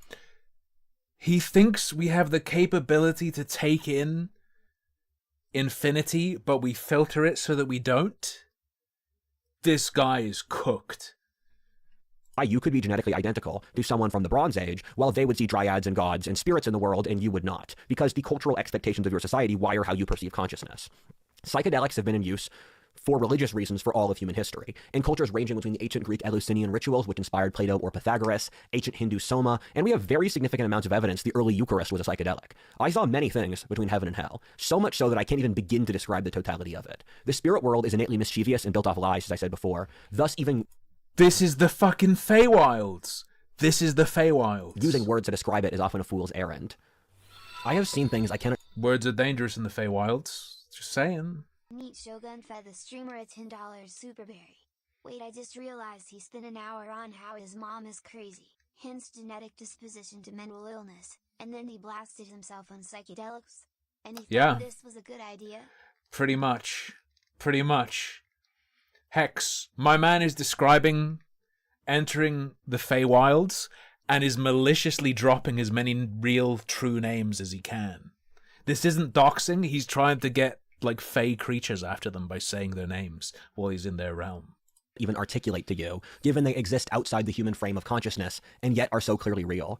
I have seen 1,000 years pass in a single instance, and the sheer enormity of the human experience as expressed in that time with each individual... Enormity refers to a great evil, it doesn't mean big. Just saying. Soul and each individual life. I have seen 1 million suns crash together at once, creating such a level of cosmic destruction as to lead back to nothingness. Oh, I've never seen Blade Runner. I have seen the whole of human life concentrated into the great chain of being, and the whole of cosmic beyond human, all the animals and gods and spirits contained within the great chain of being, stretching and powered from the lower levels of pettiness and evil to God at the top. I have seen 1 billion lives at once, and in which you know the individuality of the living whole in the human spirit or the mind of God feeding off the individual lives, with all of someone's life clustered into a single vial that is their consciousness. I have spent more time than I would ever ask for or give to my worst enemy in hell. Hell is more horrible than you could possibly ever imagine. You don't even have words for the agony. The suffering is so truly great, it shatters your being, rupturing throughout your soul as you feel agony, and yet your body has already disintegrated, while your suffering encompasses the whole world at once. The suffering is so enormous it breaks space and time, so much so that unique moment is edged into history as being a time when pain could break the nature of man himself. As so many mystics have said before, hell is a place the mind crafts by its own design. God doesn't send us to hell. The enunciation is pretty good there. The enunciation is pretty good. To break the nature of man himself. As so many mystics have said before, hell is a place the mind crafts by its own design. God doesn't send us to hell, almost by natural law. We guide ourselves down there if we deserve it. The afterlife is when your soul hits infinity right when you die, in that you jump out of time, and you are stuck with yourself forever. If your soul is stuck forever, it will lead towards good or evil, and that is the nature of your afterlife. You must firstly, when you die, see yourself for who you truly are. If you had to talk to yourself for 1,000,000 years, what would your... This is like listening to a more eloquent Cobes rant. Drunken Cobes rant. interaction with having to deal with yourself be? There are 1,000,000 hells, whether that of psychological torture, physical pain, cold, or heat. Hell is yours. All of them share the feeling of being trapped. Hell is a mental loop you put yourself in that you cannot break out of.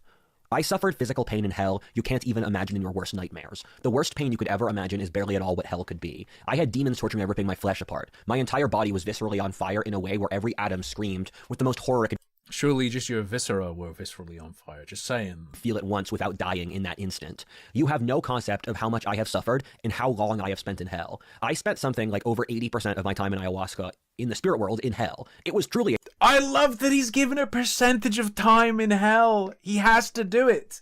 He has to do it.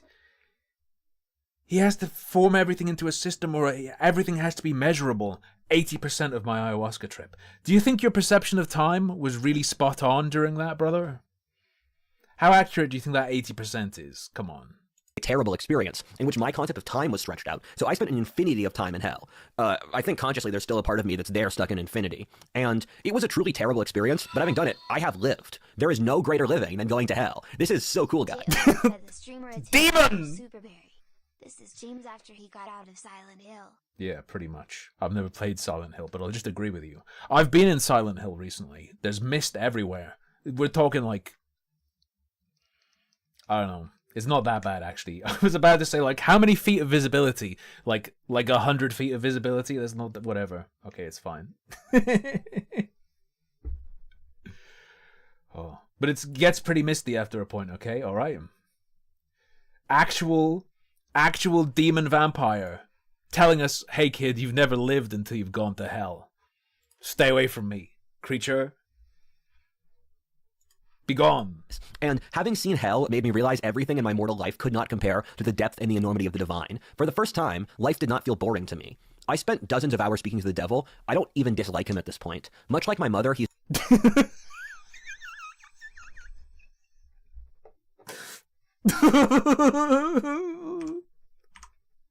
It was all worth it. Watching this was all worth it, man. For the first time, life did not feel boring to me. I spent dozens of hours speaking to the devil. I don't even dislike him at this point. Much like my mother, he's so evil he kind of circles back around, where I realize he's just a wolf hunting sheep. He's a cold nuclear core which radiates suffering to others, which he himself does not feel, since at the eye of the storm everything is calm. The devil was quite... Consider this in the context of our guy here talking about not feeling anything. civil with me and polite. He said that I didn't belong in hell, that under normal circumstances I wouldn't be there and I had to pay a cosmic debt for my bloodline. After I paid the debt, I could go back and change my life. The agony of hell became the worst upon the deep realization that I never belonged to be there, that I had been cast into the worst suffering a man could feel for no justice of his own. What do you think about the idea that there is no talking to a demon? To talk to a demon is to be possessed.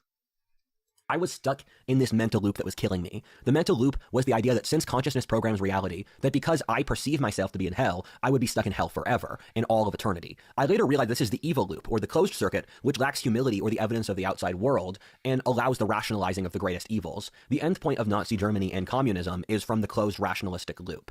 And this is the origin of atrocity and totalitarianism. This happened multiple times in a row, in multiple nights in a row. My entire body and sense of self shut down due to the horror of hell. I had to have my friends counsel me at the time to not kill myself. Damn, I can't believe it's still hot in Texas in December. But back to ayahuasca, I felt the weight of history on What was that? my shoulders. I felt the choices I made would determine the lives of billions of people in the future. Anyway, damn, it's pretty warm out here. Anyway, back to eternal torment in hell.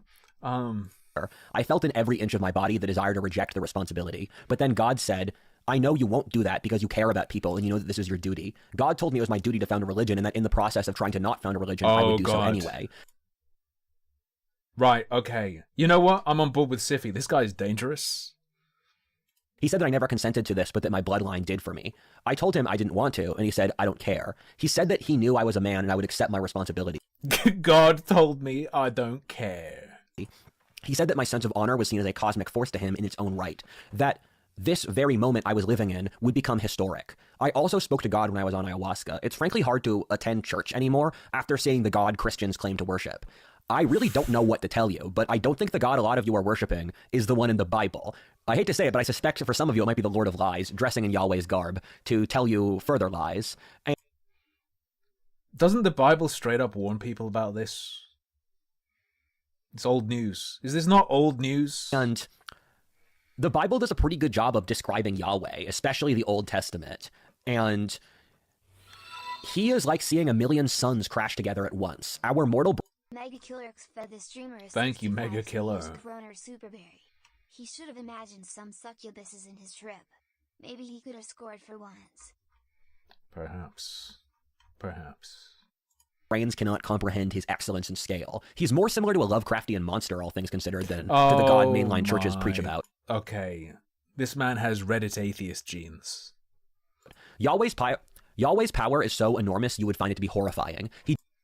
A lot of Lovecraftian monsters are not the old ones. A lot of Lovecraftian monsters are like a little monkey thing that climbs out of a tower and then freaks out because he sees a mirror for the first time and he didn't know what he looked like. A lot of them are not that epic, okay? Demands your loyalty with every Some of them are just these big farting blobs, alright? fiber of your being. He is an irresistible force of gravity which sucks you in, for he is the only thing that has ever truly existed. I could see into the mind of God, and I saw it as divine clouds. It's the great mist of consciousness in which all... I thought he was going to say divine clout. This is some more Dungeons and Dragons stuff. Hex, what am I thinking of? What is the, like, outer realm where everything is mist? The mist that forms all of reality. What is that? It's just the outer planes in general. things happen. The mind of God is all human experience lived at once, with each moment being a beautiful choice with a tapestry of such awesome beauty, you can't help but thank him for the extreme wonder and horror of it. The great chain of... Hey, I was suffering in hell for an infinite period of time, and I trust the people I talk to there, and I think that's the real God. I don't know, bro. The great chain of being may stretch down to hell, but by its very nature, it leads fundamentally to heaven. Higher forms beat lower forms, thus meaning evolution guides us to be more like God. The sense of profound beauty I felt for the 5% of ayahuasca I spent in heaven was so enormous that it gave me the will to live through the hell. That 5% of beauty made the entire suffering of my life worth living. I knew that God was real and that I could reach him. God said that I would have to take responsibility for my future at some point. They would feel terrifying, but at the same time, I would feel enormous peace after making the decision. He showed me that once I moved through my suffering, I would attain an inner peace, wisdom, and sense of direction that I would physically be incapable of believing at that stage of my life. He showed me the mental state I would have as a middle-aged and older man. Yeah, what did it look like, brother? Were you institutionalized by any chance?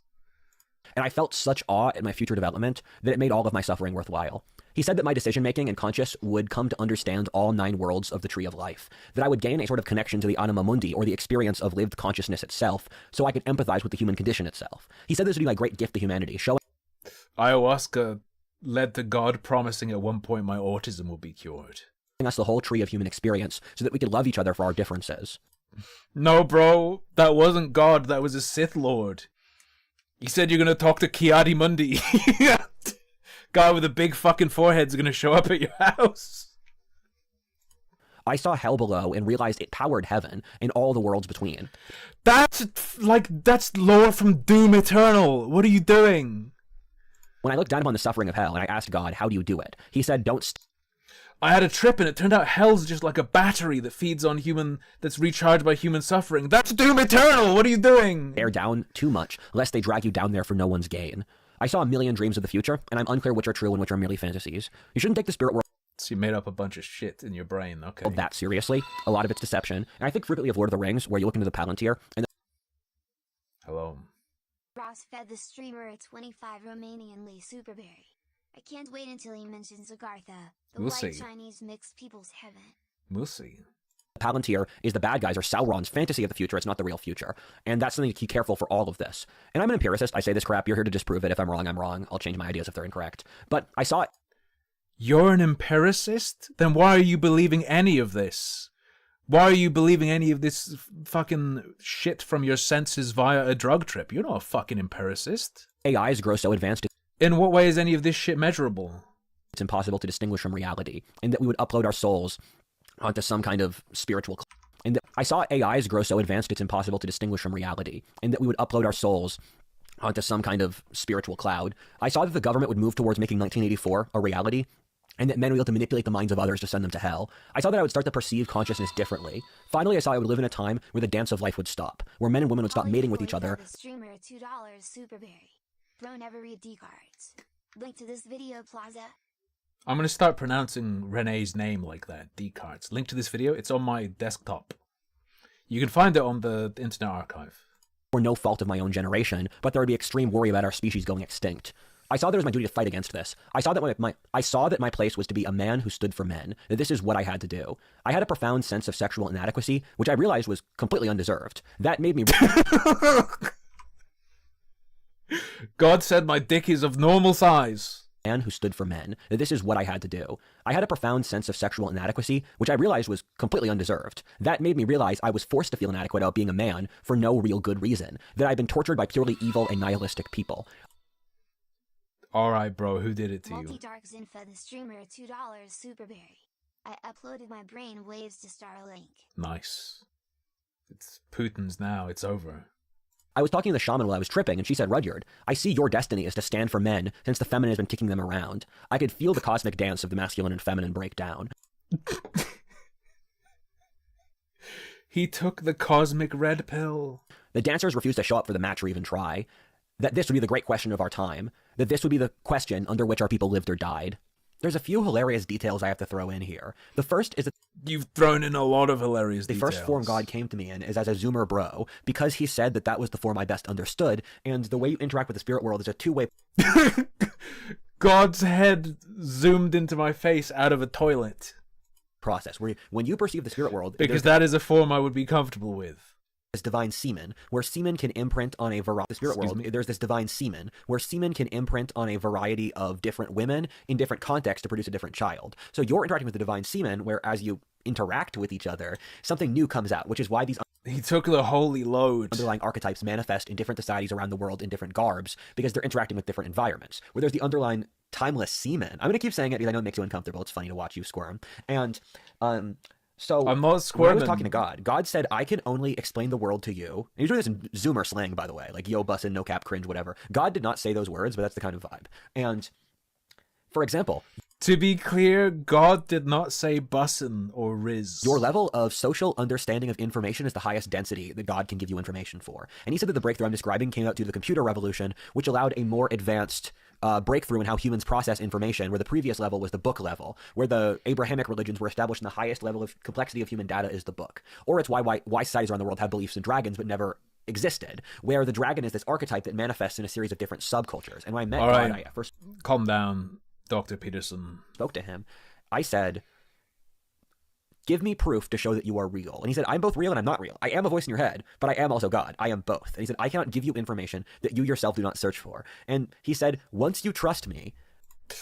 When your hallucination admits it only has access to information you know. What a shit delusion. Worst illusory God of all time. Just flat out saying, yeah, sorry bro, you're just tripping. I can't say anything you don't already know because I'm generated by your mind, okay? But it totally is God. I will give you more information, but the lubricant of faith is the thing that allows me to transmit information to you. So until you trust me, I can't give you any information, so take the leap of faith and trust me. And then after that, God fed me all the information. I saw that we were about to enter a spiritual dimension called the Halls of Time, that I was the first man to stumble upon the Halls of Time, which are one of the most dangerous parts of a species or civilization's development. This was when we as a species have to grow apart from purely being ordered from God. We have to take responsibility for our own development, and it's the equivalent of a Reminder, earlier in this video, I guess he misspoke and he said that his dad inseminated him with mercury-poisoned cum. That's where this started. Teenager or young adult having to leave their parents to fully realize their place. I went into the world of doors. While I was talking to God, I opened the doorway and I ended up in a place with a crimson woman who tortured me. And there were just endless doors there that led everywhere. I had to make my way through a labyrinth. This is a very dangerous level because your fundamental understanding... What is it? Our Lady of Pain or something? I don't know. It's been a while since I've looked at D&D lore. Understanding of what reality is breaks Our Lady down. of Suffering, You realize whatever. concepts you thought you could take completely for granted, like time or existence, are vastly more complex than we realize, and the real answers are harder to find than you could ever possibly imagine. Multi-Darks in for the streamer of $5 Superberry. The 50 Shades of Christ. Indeed. He wants it. And this is a period where we have to stick together and hold each other accountable and make sure we won't go crazy, because the line between madness and sanity will grow very, very thin. And it's my responsibility to get my people through the halls of time. And the halls of time are also where souls come from.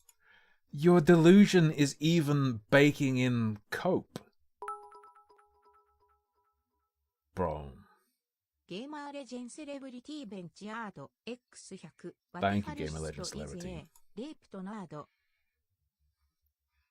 So, hang on. Fiber Loop. You say his knowledge of theology is very superficial, so his hallucinations became confused and contradictory. In theology, the common thesis is that hell fuels the material world, not heaven, keeps the material separated from the immaterial.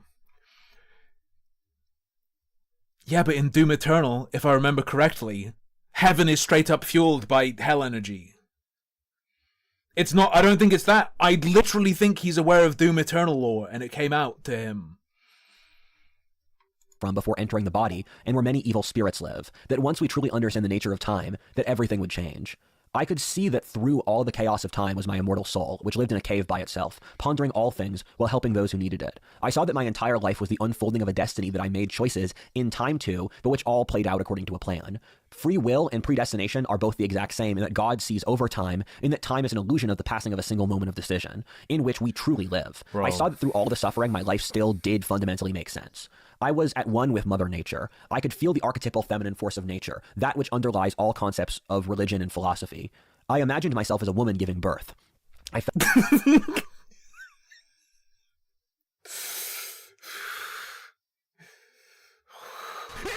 Ayahuasca gynophilia, new AGP discovered. I am still error. Thank you for the Prime sub. such horror and compassion at the female condition, their feelings of complete powerlessness with the world, how they're forced to shove a football-sized baby between their legs and not die, how their physical weakness was so pronounced they were dependent upon others for survival. I saw the feminine as driven fundamentally by fear and terror, and out of that is the chaos that allows new life. The feminine was its most dangerous when it's scared and has to be held back from raw chaotic collapse. The final part of my spiritual journey I saw would result in me allowing life to grow after me. I saw that what I just did would allow trees to grow and buildings to expand. I saw that life had won against death already. As long as that happens, I won, and I already won. Buildings expanding as a representation of life. It works, but I feel like it's outside this spiritual vibe. Later on, it's not thematic. As I researched these things, I found that an ancient Egyptian philosophy called Hermeticism had an almost like not within this tight theme. Identical similarity to what I saw of the spirit world. His organic homegrown life theme. I was on ayahuasca, my overwhelming first impression was that the Platonic archetypes and Carl Jung were completely accurate. I just saw there we Peterson go. Was right, to say a short answer. Ayahuasca basically fried my brain. Damn, really couldn't tell a Jordan Peterson enjoyer from half of the shit you said. I'm still shocked at how deranged I was. As I healed from the PTSD that came after ayahuasca, I always assumed that as I grew healthier, I would be harsher on how reckless I was as a decision. The opposite happened. I fucking love that I nearly killed myself to go to hell. What's the point of living if you're not going hard? As you'll see later in the story, I can be psychotically brave. I kept going back to hell since I could sense that it was my duty from God. Man. When God tells you to do something, you do so immediately without hesitation. God demanded I suffer in hell 7 times for me to clear a generational curse. I have no other choice since my duty is to listen to God, and there's not an easier answer. I'm always shocked when my parents would talk about... Is his dad WPC? Don't think, just do it. Take ayahuasca right now. Don't think, just do it. Honor all the time, and duty and courage, since them being part of a very specific American subculture and ethnic identity had such an enormous impact on the rest of the course of my life. And... it's really another anthropology example that sticks to the theme from this video. My family had told me growing up the worst thing a man could do was to be a coward or to back down. And I'm not a coward because I am a lynch after all. And it's crazy to see cultural stuff my family gave me inform facing hell and the rest of my life. And I have... this is how it comes back to the start. Complete faith in God. I knew that he was the sun that determined whether I lived or died. I had stood before multiple gods. This shocked them. They couldn't believe a mortal had done this. And they said, "Mortal, how did you do this?" God is ignorant. Okay. Most of you die by this point. You can't handle hell. And I said... no, he didn't say he's a lich. I know I'm Rudyard William Lynch. I know that I exist, and thus I know I cannot be destroyed by another spiritual force, and I know as a fundamental fact of existence that I exist. This is a young adult novel, man. You can't kill me. And so my guide to the spirit world was just refusing to die. My name is Junkyard Lich. I am the Junkyard Lich. No god can kill me. And so I saw various cool stuff. I was a total vegetable after I finished ayahuasca. I slept for 48 hours straight after 2 nights with no sleep. Come across as more of a fruit to me, but okay. I then missed my flight back to America, and I flew to Boston since my father and I had been fighting over Jennifer, and I didn't trust him at that time. Merrick took care of me for 2 weeks in my vegetal state. For the time after ayahuasca, I felt as if the spirit and physical world had been so intermeshed as I could see one spilling into the other in active time. I could see the Platonic archetypes manifest in the physical world, while I saw the connection between all of things. And I saw that... Yeah, I know, Siffy, the vegetal state. I bet he was real stinky, like a tomato left in the sun.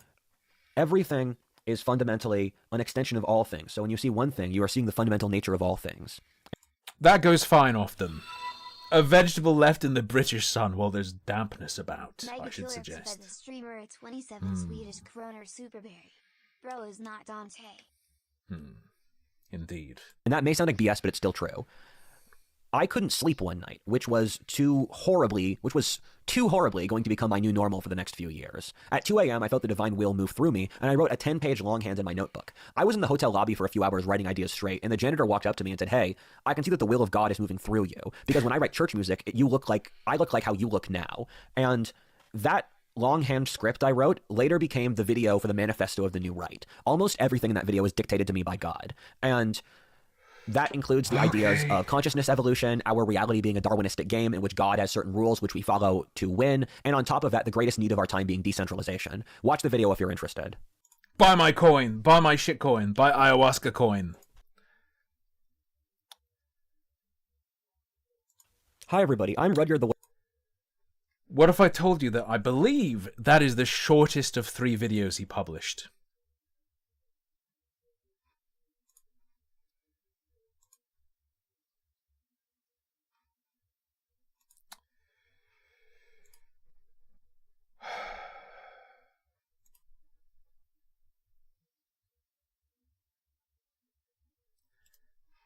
I'm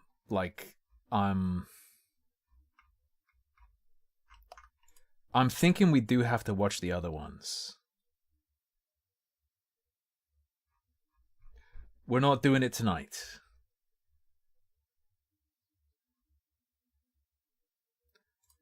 We are, absolutely not doing it tonight. But that could be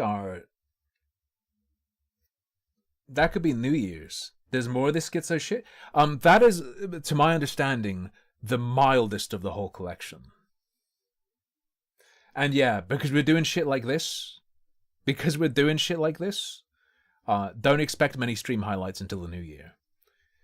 I kind of do need to do some more normal stream content tomorrow, maybe the day after. Get a couple videos out, but then we can revisit him, check out his other videos. I have them saved. It gets better. Apparently it gets much crazier. Apparently this is really mild. So, by the way, I'm still sponsored. This is my sponsor. Matchmasters is the sponsor. Get it on your phone. Hit the threshold you can see in the bottom right. I get paid. Thank you all so much to everyone who's already hitting all these benchmarks. We got 3,800 people. We've got one insane 20,000 trophy sicko. Thank you to everyone who's downloaded it and is playing it and is winning matches to get trophies. The more trophies you get, the more money I get. Got 21 days to hit 3,800 trophies. Thank you very much. However, am I still doing Limbo of the Lost? I'll think about it, maybe. Maybe the day before New Year's Eve we'll do more of this guy, and New Year's Eve we do Limbo of the Lost. Spoilers. Do you guys want a spoiler? Shall we spoil what's coming up?